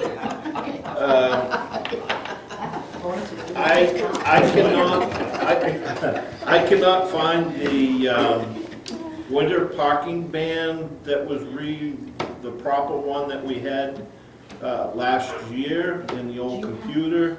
Amy has looked in the old computer too. We can't find anything for the winter parking ban. Well, I move that we authorize the posting of the winter parking ban, first of all, Second. and then I think John. Do we have to authorize this every year? Yeah, Okay. because it's a temporary ordinance. Yeah. I have it, and I sent it already, and it got lost back in the summer. Yeah, So I'll do it again. I'll send it just to you. yeah, send it to me. It's essentially language on a sheet, and it's the dates that you, so what, it's as of now, it's Right, now it's through. It's the 15th of We're in it. November to the You're right. 15th of April. And it's the one that says not only is it nighttime parking, but during a snow emergency as well, snow and ice. Yeah. Before, we used to just say no overnight parking, but we're smarter now. We didn't go as far as the town of Northport. The town of Northport one for their street say, between certain months, no parking on any street, anytime, whether it's a nice sunny day or not. Yeah, that's how So this some of you guys might get hit because you're on a parking on a road of the town of Northport, you may get towed. all the more reason for me not to be here in the winter. So I always park there's off the authorization to have a winter parking ban. It was seconded. All in favor? Yep. Thank you. Bill, I'll get you that language. Okay. Did you have the language too for what went in the paper? Yeah, that's what he's talking about. Well, I need both. I need, It's the same thing. It's a paragraph. yeah, I think so. I think Yeah. so, yeah. So I didn't find any of that. The other thing was, and I'll talk to Vicky afterwards about a tree, but then again, it's a big tree, so I don't know cost-wise, so, but anyway. Not your job, my job. I'll talk to Vicky on that. Other than that, all you guys are doing your jobs, things have been running fairly smoothly, we've all had a lot on our plate. I would just like to say that this process of not having anybody in the office has been a living nightmare for me, and there is a lot of residents and a lot of contractors who are upset because they can't get a hold of me. I can't be in the office on the phone, I can't be out working trying to do my job. I've had some pretty irate people. It's been very stressful. This whole last year has been very stressful with the stuff going on in the office and that. I'm getting at my breaking point. I got to learn to tell you guys no when something comes up. Until we can get things running back smoothly like it used to, you know, I gotta learn to say no on some of these things because it's taken a toll on me. It's only one of me out there in this village, and I'm trying to handle everything. And it's hard to juggle all these different pieces constantly. You know, it's really stressful. I mean, it's like, you guys don't hear this in here as much because you're not part of the utilities. I do a lot of work for the utilities. There's a lot that goes on with that people don't really think about. I just put in 5 new water services during my busy time anyway, on top of that. I have 5 construction companies right now who are calling me all the time and, well, they need this or they need that information and they need this. It takes away from me trying to close this village down to get us through the winter in the busy times. And the same thing happens in the spring. Everybody wants to get all their own personal stuff done. They hire these companies to do things for them. Where do you think they come to? They come to me. But I'm busy trying to do other things. So I just wanted to put this out that this has not been an easy road this last few months. And I want to ask for a raise from the overseers. I have discussed it with the utilities. I want to ask it on the overseer side. As you can tell, I'm starting to get a little bit emotional. I love this place. I love working here, you know, but it's changing. It's getting harder to deal with. I just wanted to put that, I like it. Judy?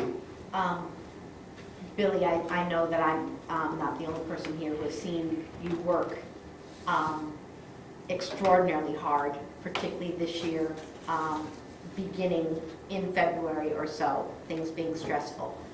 We hear your concerns. Yeah, I'm complimenting Billy, and I know that you all join in that. But I think that when we talk about the value of an office manager to us, we need to bear in mind that it may not be expressly written in the job description, but the most important function that the office manager provides is triage. what does Billy need to know about and what doesn't he need to know about. I'll give an example of this indemnification agreement that we just approved for the Huntings. I haven't done one of those in 3 years because Amy did them. She filled in the blanks.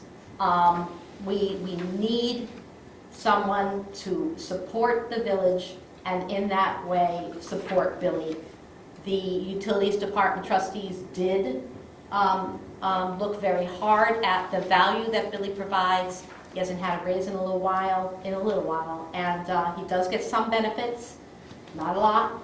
And the budgets that the Utility Department are putting together anticipates a raise for Billy.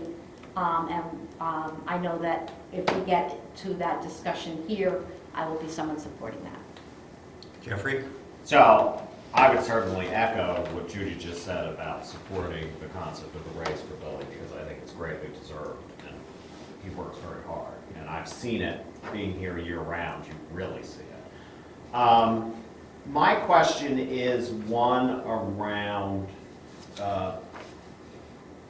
village structure from a staffing standpoint. So, you know, we've had the transition with the office manager. We're on the verge of having the transition with the treasurer.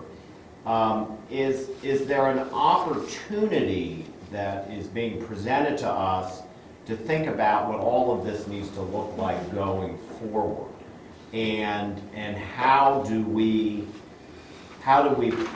put in place a process that really allows the village to run more effectively and efficiently and supports the role that Billy plays?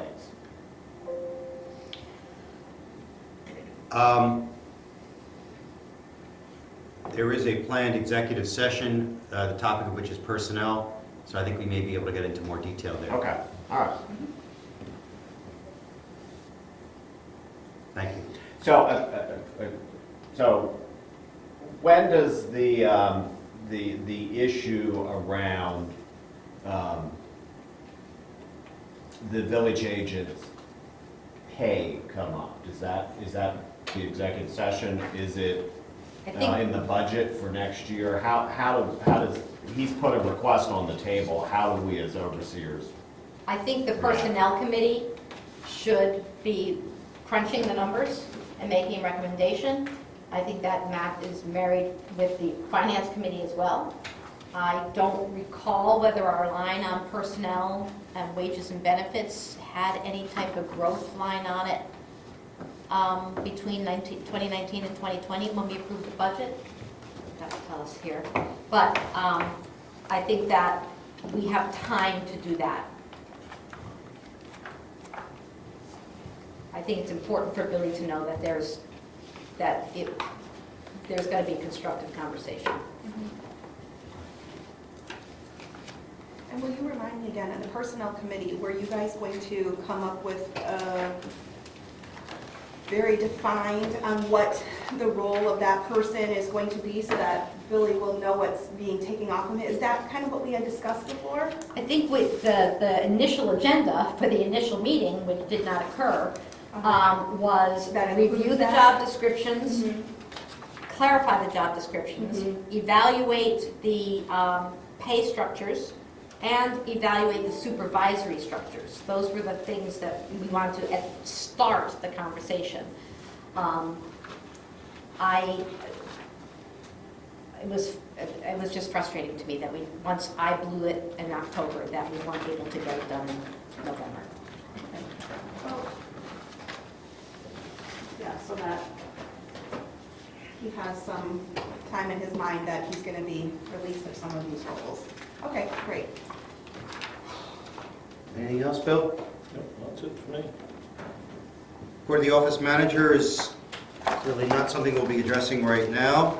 Comments by meeting attendees on any of the agenda items thus far? Gordon? Yes, just as sort of a follow-up to Billy's conversation, and I won't belabor it, but as somebody who now lives here, unless you lived here, you would not have appreciation how many different directions Billy Page This takes. is Gordon talking. And Okay. he's talking about Billy. Yeah, you'd have to be here, and, well, Mike, you're a good one, but you're here for a lot of time, to know how many different directions Billy gets pulled on a daily basis. I have no real concern about that thing about discussing it, but I'd like to see the discussion moved along, and, because Billy does a whole lot here, and I know he's struggling, so. Let's get on that, please. And Gordon's part of the utilities trustees that also endorsed that in the draft budgets that we are talking about. So. Any other comments by meeting attendees? I have a comment. Mike? Yeah, I would like to echo what everybody's just saying about Billy, but in very specific terms. The Friday that we were doing the drilling for the seawall, Billy was down there overseeing that. It was snowing, so he was getting the sander on his truck. The stove was trying to get meters out. And he was meeting with Dick about the wastewater plant all at the same time. So I don't know how we can expect him to be responding to phone calls at all, really, on a day like that. Okay. Any newer continuing business on the agenda? Then at 11:23, I'm going to declare this meeting closed and we'll move to an executive session.